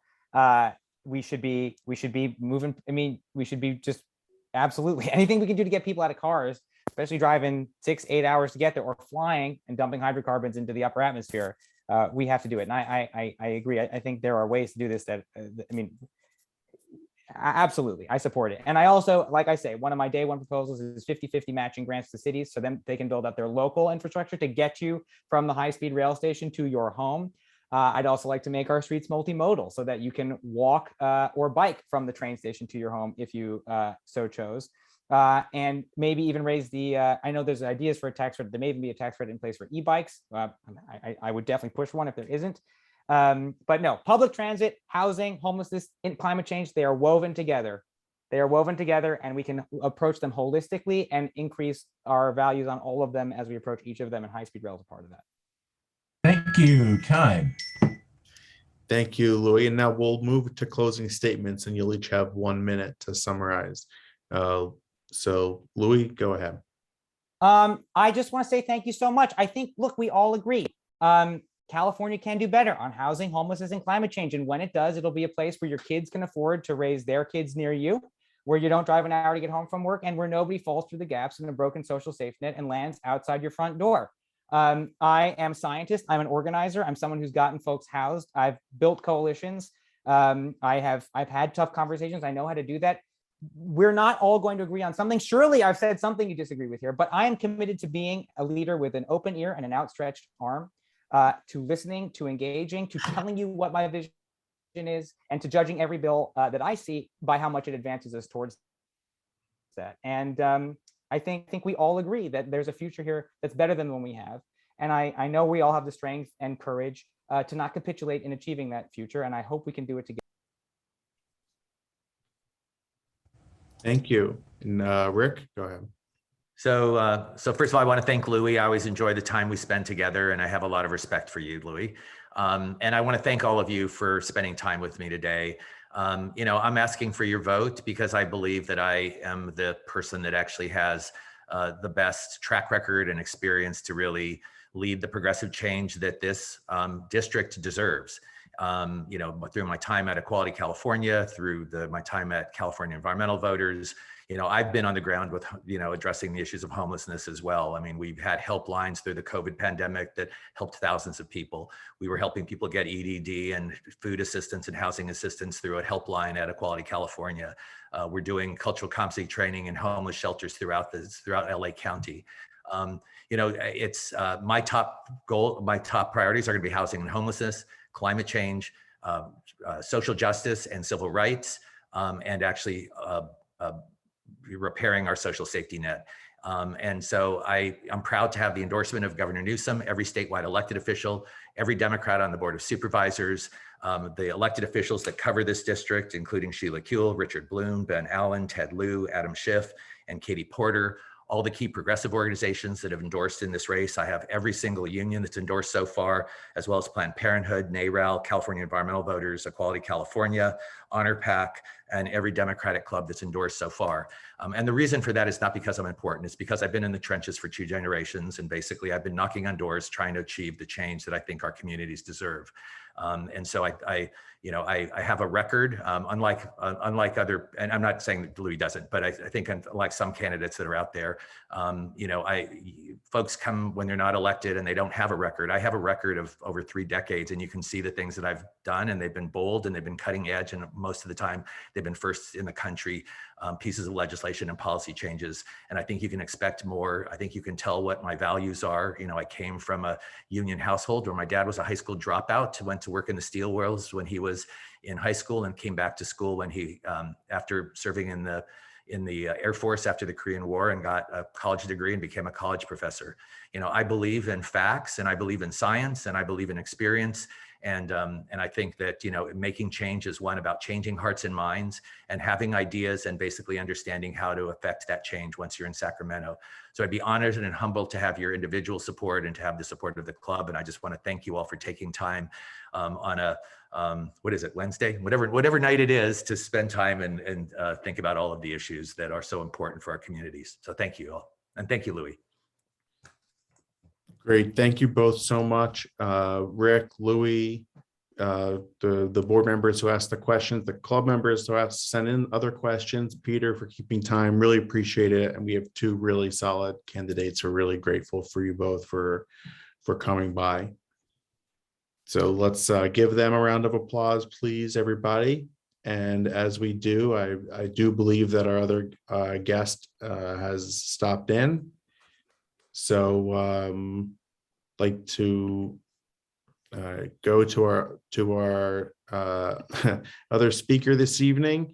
So she's the chair of the California Board of Equalization, the first African-American woman to serve on that board. Before that, she served on the San Francisco Board of Supervisors, where she also served as president. Please welcome Malia Cohen. Hi, everyone. What a amazing discussion. Wasn't it? Yeah. I learned a lot, and I'm amazed that we're still going. It's 9 o'clock at night. So I don't know what you guys would like to hear from me, but I could talk about affordable housing. I could talk about homelessness. I agree with the calls to audit EDD, and I think the controller's office is poised perfectly to do that. That's actually something I've been talking about since I been on this campaign trail for a little over a year. So John, it's really good to see you in real time. You and I had a great conversation just before the Democratic Party, and Melissa, your fingers have been busy sending me updates, so I'm excited to be here. Hello Democrats, and hello to my sister friend Carolyn Fowler, who has been who's been just a supporter of mine since I got on. So I'll start with just a background, if that's okay. Okay. That's so sure.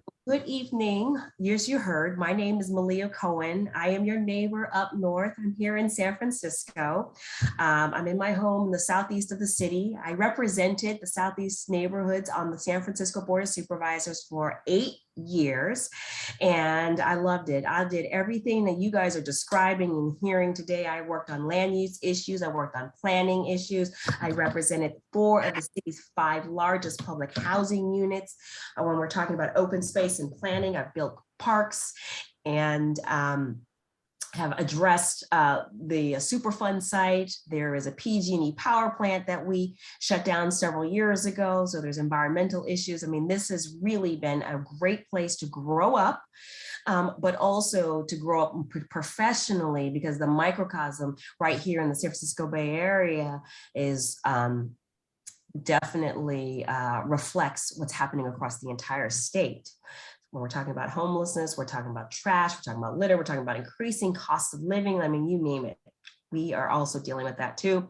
I am chair of the California Board of Equalization, and it's an $80 billion property tax agency, property tax system. It's very intricate, and I love what I'm doing. The 5th seat on the Board of Equalization is the state controller. That is where I've got to know her very well. She has endorsed me in this race.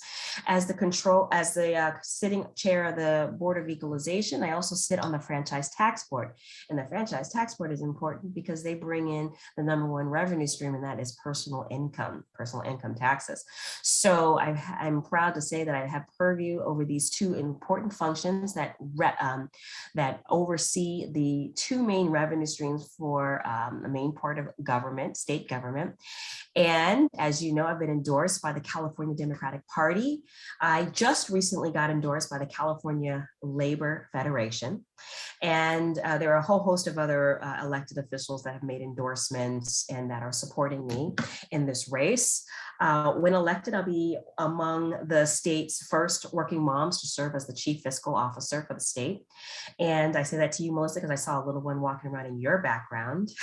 So to all the parents and grandparents that are on there, I applaud you because you made parenting look very easy, and it's not. And one of the things that I'd like to talk about in this campaign really is talking about how we can continue to support working families, putting women back to work, expanding childcare coverage. And so I hope that this discussion will lead us in that direction. If not, I will put in the chat my policy brief, and you can just definitely read it at your convenience. As I close out my opening arguments, I just wanted to say that I pledge to Californians that I am a fighter and that I won't back down. I've got this in my background. It's just in my DNA. It's who I am. And so I think that we need to transition transition out of this pandemic and continue to fight for our California way of life, continue to fight. We're creating audits, but let's put some action behind them and close those gaps so that we are putting Californians in the best possible position to thrive. So John, I turn it back over to you. Ladies and gentlemen, let's get it started. Great. Thank you so much, Malia. So over the last few months, we had the chance to hear from both Ron Galperin and also Yvonne Yu. So how would you distinguish your policies and platforms from these other 2 Democratic candidates who are in the race? Oh, so fantastic. They're great Democrats. I've had a chance to also get to know them the last several months and listen to their platform.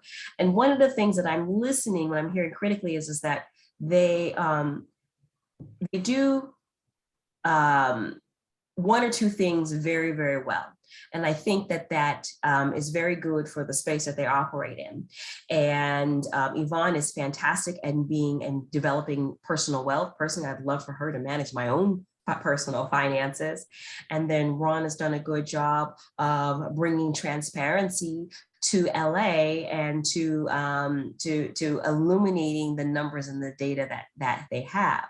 What distinguishes me is that not only do I have that in my background, but I also have a statewide perspective about how things get done. I have the experience of being a legislator, creating the policies.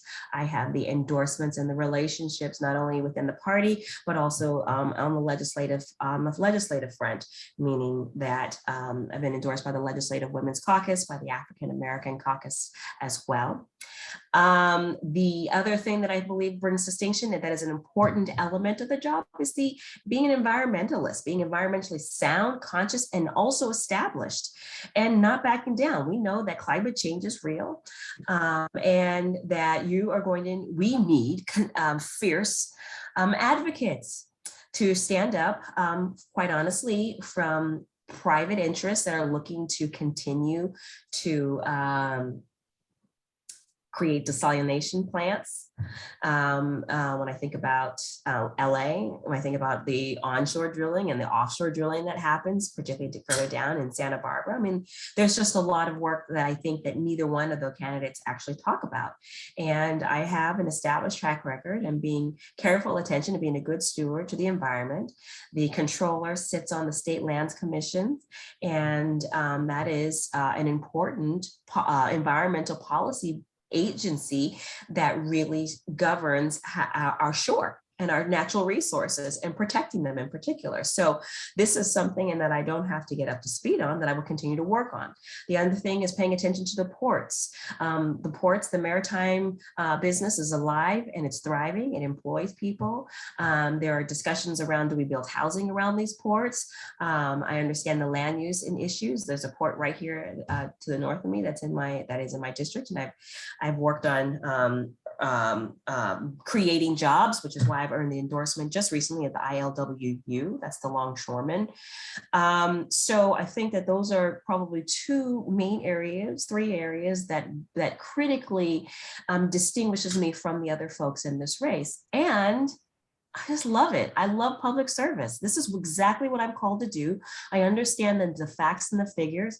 I've served as a trustee for 7 years and in a leadership position on the San Francisco Employee Retirement Fund. So when you think about CalPERS and CalSTRS, you think about the unfunded liability, you think about many of the challenges of managing a defined benefit plan. I've got that experience as well. So I welcome the next question. Great. Well, let me just go right to what you were just talking about. So with regard to CalPERS and CalSTRS, can you talk about your history with the divestment in the San Francisco part of that? Yeah, and also, would you vote to divest the state pension funds as a voting member, statewide? Yeah, I've been amazed at how many people have really, how much attention that this has garnered. So I think it was in 2000, maybe 15. I think it was around 2015 or 16. I was president of the San Francisco Employee Retirement Fund. At the time, it was about a $23 billion fund. We're fiduciaries that invested the portfolio that retired San Franciscans would draw upon for retirement. And we had an opportunity, a long debate. It actually took 3 years to do this, but we ultimately grew. And I got to say, even I grew to matured in my level of understanding about how climate control and climate change is directly related to fossil fuel. And so we were able to successfully divest $100 million from fossil fuel investment and move it into $100 million into a fossil fuel free index fund that is growing and thriving, that's doing very well. And so the answer, the natural question is, can you do that? Or will you do that? Or will you spearhead that on the retirement fund for CalPERS and CalSTRS?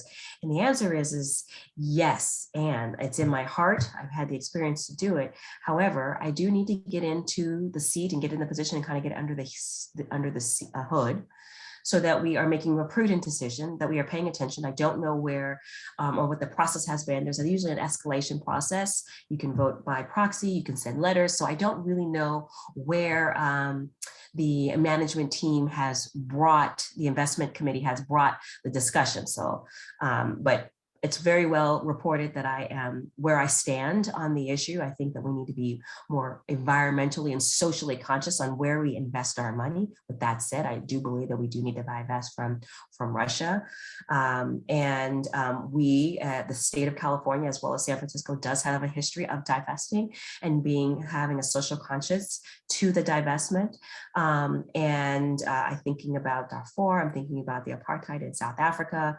Divestment calls came in when there was conflict in Ireland. So there is precedent that it can happen and that it will happen. And what's most importantly is that we don't lose, our assets are still able to grow. And I think that that's very important when you think about the teachers that have retired and the state employees that are depending on this money to help them retire comfortably or stay in retirement.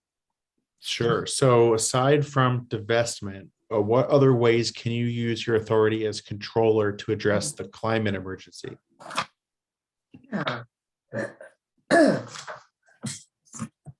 Take here. So the California controller actually occupies 2 seats that are important when we're talking about just climate action. She's a permanent member on the State Lands Commission, which I mentioned earlier. And she's also a chair which is the State Lands Commission. And then she also serves on the Coastal Commission. And so when you oversee the land management, I think you'll be able to have purview over the offshore drilling, mineral rights, so on and so forth. But where does the rubber meet the road, I think is what you're asking. And it really comes down to the audit functions, where these tax dollars are being spent. So I wouldn't be in favor of spending tax dollars to do some drilling, offshore drilling, onshore drilling. That's just not where my personal values are. I am interested in renewable energy and would be pushing for this body to continue to look at renewable energy sources and being independent of oil and gas. Great. So another issue, AB 1400, single payer healthcare. Do you support this bill? And of course, the big issue that has been plaguing the legislature for the last few cycles now has been, how do we pay for it? How do we make this work? And we talked about it in the assembly debate just now. So yes. And I'm sorry, you were saying AB 1400, is that what you said? Yeah, with regard to AB 1400, how do we make the cost work for single payer healthcare in general? How can you work with the legislature to make this add up? So, I love this question. I was the only candidate in the seat that supported Ash Kalra's AB 1400. And I am really just concerned about the 3 million people, 3 million Californians that are uninsured and that are putting off medical expenses and procedures because they want to offset that healthcare costs because they're afraid that they can't afford it. And the pandemic, I think, quite frankly, has only made things worse. And it has exacerbated already a dire problem. I am interested in partnering with the legislature as they continue to crunch the numbers. The controller's office, there's nothing to audit just yet because there's no tax dollars that have been spent. So the role would be more in a soft role, meaning a partner, champion, being a constitutional officer that supports this level of initiative and will continue to push, but also an independent set of eyes. The director of finance will have numbers, the legislature will have numbers, the controller will also have numbers to be able to audit. And so being able to do my own internal analysis and then provide that as an alternative, as a revenue stream, funding source, areas where we can cut and make cuts. I mean, all of this. So we're not just relying on the analysis just coming in from the Assembly or from the Senate or the Director of Finance. So it would be very much so that independent third party that you could count on that would not put their finger on the scale, but would be able to offer you some real helpful information as we can navigate getting these 3 million Californians that are uninsured, insured and covered. Got it. So another issue, we've seen a disturbing trend here in LA, especially criminalizing homelessness, clearing encampments and putting up fences around parks to prevent people from being able to go in there. What can you do as a controller to protect our unhoused population? Good question. I haven't addressed homelessness from this particular of this particular lens. But just off the top of my head, what comes to my mind is just an overall honest assessment and review of where how these tax dollars are being spent as it relates to homelessness, and finding alternative measures. Now, I don't believe that an audit will yield us, there will be policy recommendations, and I don't necessarily believe that they will come from the vantage point of protecting the homeless. But I can share with you some of the things that we have done on the ground in other parts of the state of California that I have seen.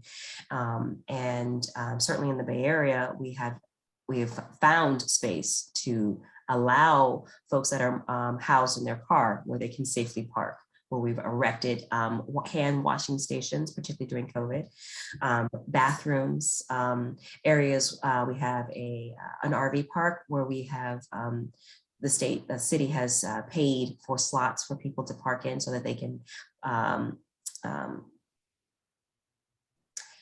release their human waste in a healthy, clean manner.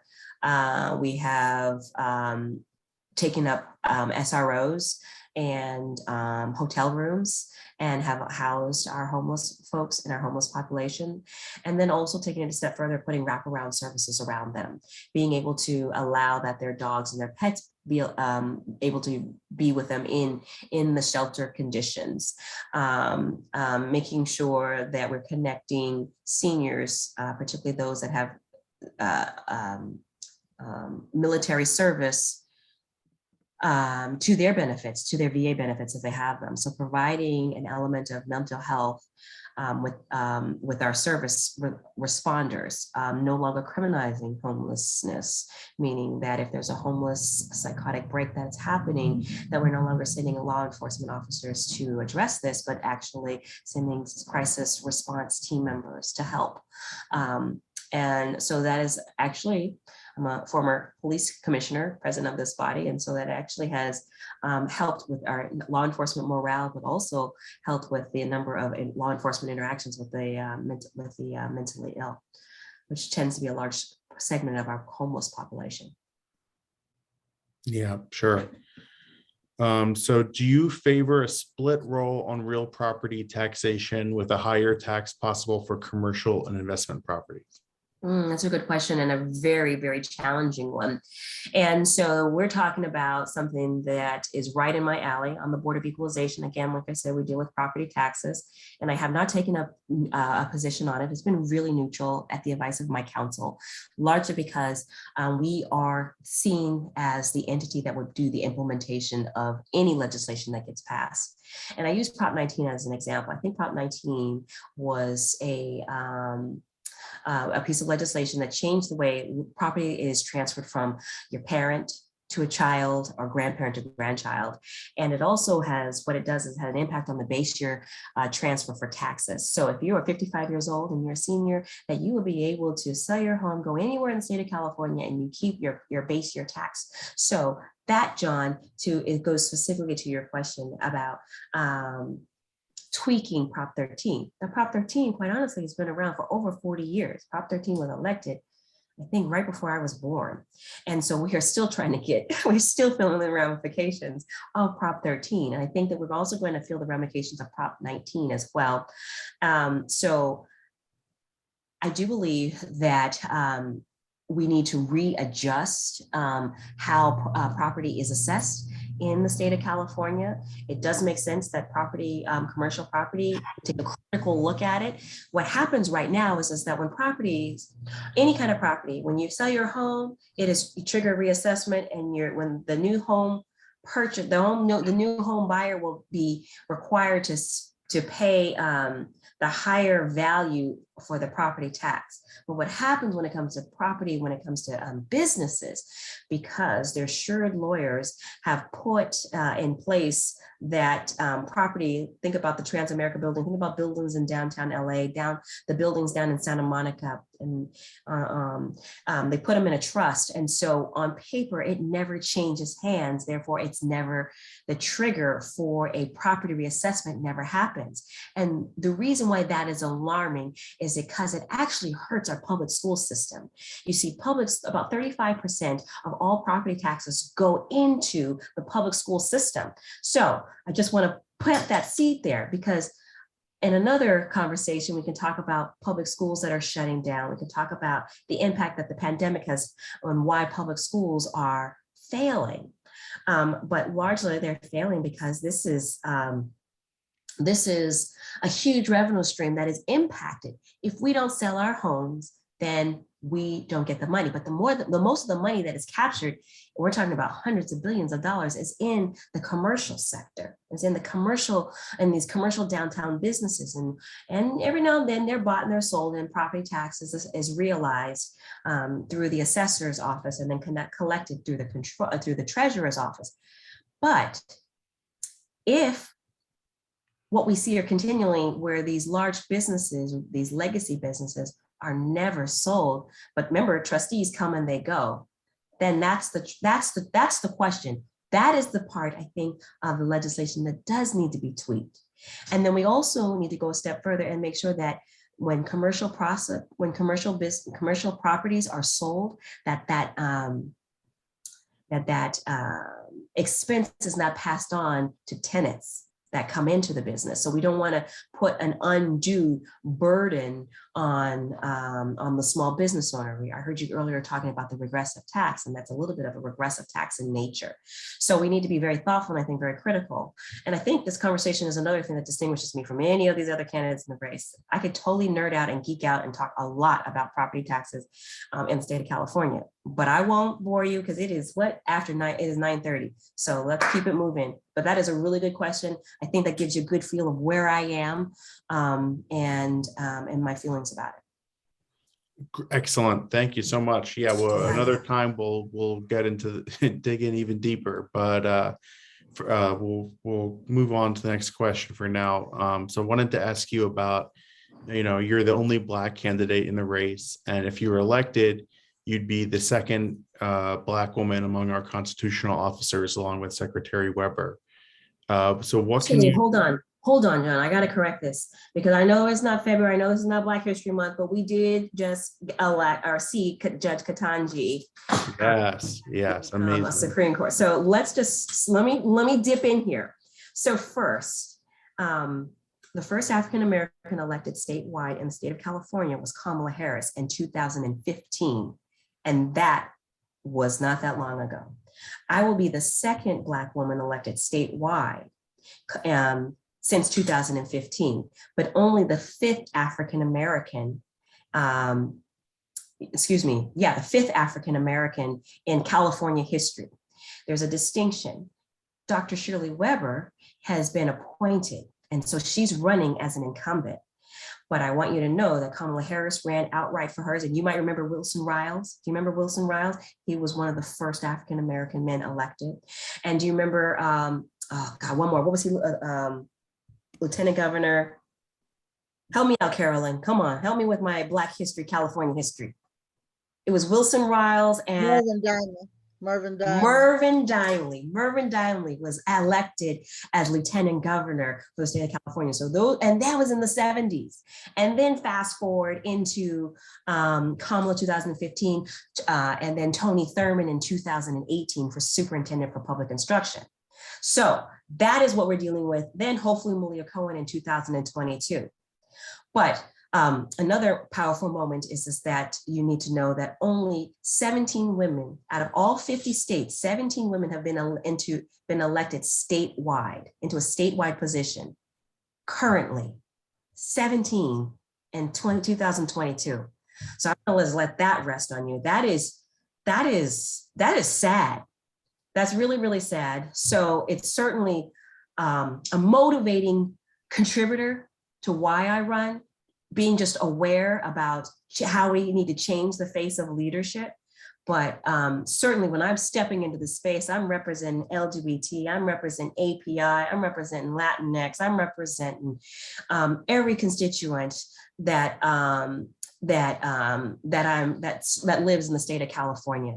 But I really do appreciate you calling that special factoid into attention, because we do have a moment to step out and step away from the way we have been doing business in the state of California and make a difference in that area of bringing equity and parity. Yeah. Sure, appreciate that. So your website says the following about you, which I just found so interesting. It says a strong advocate for social justice and inclusion. Board Chair Cohen pledges to ensure that the views of all who come before the Board of Equalization are considered carefully with respect, civility, and courtity. And so this has been such a big issue in our politics lately, national and local levels, both.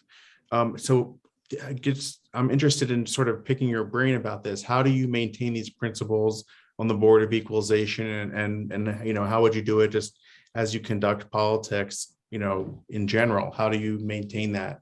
You know what, and thank you for reading that. That is really a value statement. And I think that one of the things that I try to do is to lead with my values and be very transparent, so you know where and how, because these problems and these issues, they're all going to come and they go, right? We're talking about climate change today. Hopefully we will address climate change and there'll be other issues. But the one thing that's going to be consistent is about how I approach problems, how I approach public conversations.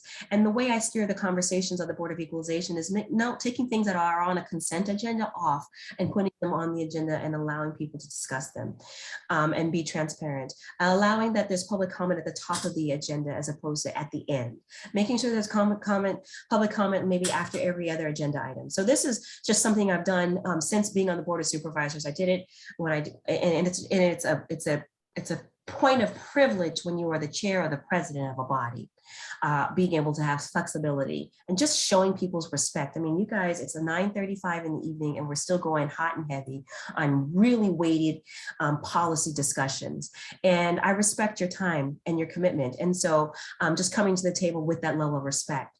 One thing that I want to work on the board as a controller is transparency when it comes to language access, putting a translate button on that controller's website. The Franchise Tax Board has it, the governor's office has it, and I've been working to get the Board of Equalization to get into compliance. I think it's something very simple, but very important as we remember that not everybody in the state of California speaks English.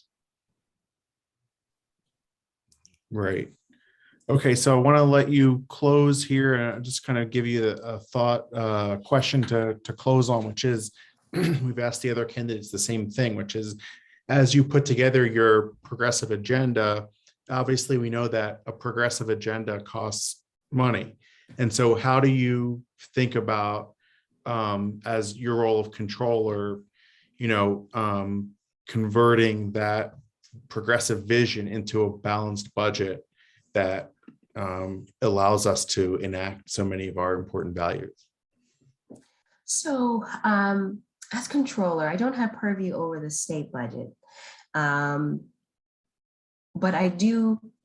Let's see, that's really tricky because you remember the controller sits on 78 different boards and commissions, and we didn't touch about affordable housing, but I just really want to talk about it real quick. And for me, it would be about streamlining affordable housing, right? The controller and the treasurer, they both sit on a commission that affordable housing developers must go to in order to get tax credits to fund their projects. And for me, I will be about expediting this project, not putting more red tape in the mix, more hurdles, but one-stop shop. You make a presentation, you give us the following information, and that we're able to make a decision in an expedient manner. So I will put that as you talk to your assembly candidates and they talk about their arena goals and they talk about housing. And I think that also makes me unique because I sat on county issues. I've worked with members of the assembly to work on housing issues. And so having that experience and that purview as a controller, I think this further distinguishes me from the other folks in the race. The second thing that I will also comment on when it comes to just budget and finance overall is that the numbers that I produce will be will be smart, they'll be fully vetted. And I will also be looking at these audits through an equity lens. And so making sure, you heard this when we were talking about doing the democratic process and going through the party endorsement, but putting action to those audits, not allowing those audits just to stay flat and on a website, but bringing them alive, making sure they're coming forward. As we begin to wrap up this tax season, I will still continue to promote the VITA systems. If you know people that are heads of household that make $45,000 or less, making sure that they get to a tax professional, and you can direct them to my BOA website, and we can connect them to a tax preparer that will prepare for free. And this is also part of the role that the controller the controller serves in, making sure that we're connecting people to those resources. 78 different boards and commissions. There's the Victims Compensation Fund. If you are a victim of a crime, this fund you can apply, and we can help put your life back together with some tax dollars. So I mean, there's a lot of intersection here that we're talking about. I earned the endorsement of the California Labor Federation, of the Democratic Party, NARAL Pro-Choice, Planned Parenthood, elect Black women, a whole host of constitutional officers. I've got the dual endorsement of Rick Sever, who's still on this call. It's good to see you, Rick. You did a great job. I've got auditors. You might remember Laura Chick, she's a former controller for the city of LA. She's endorsed me in this race.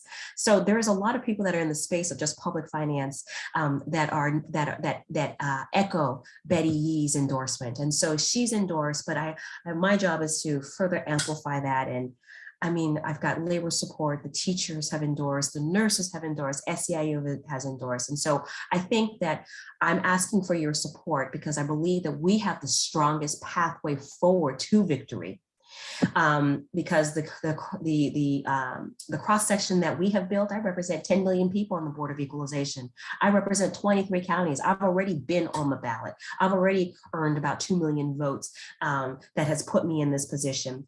And we are only getting better, bigger and better. You talk about money. Yeah, money is very difficult to raise in this climate and for this particular seat, but we have success. We're still pushing through and we have a budget. So if anyone has liked what you have heard, please, I will put my link in the chat. I would welcome any contribution that you have.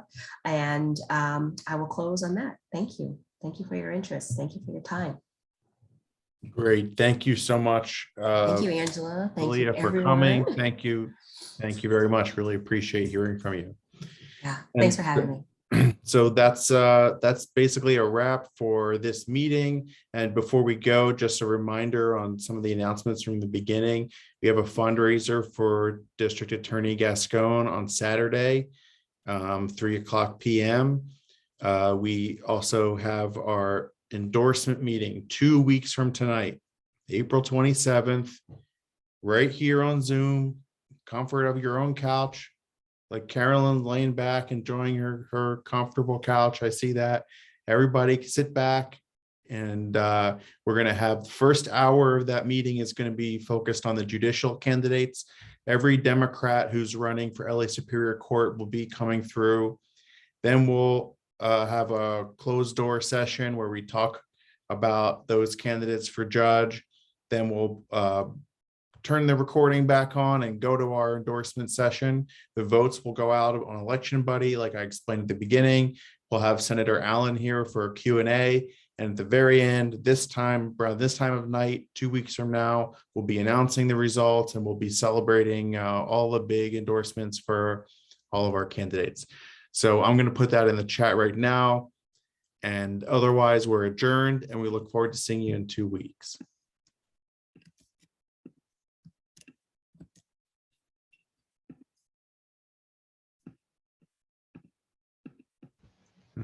Happy Passover, happy Easter, be safe, wear your mask. Absolutely, yes. Have a great everything, and we'll see you then. Bye, everybody.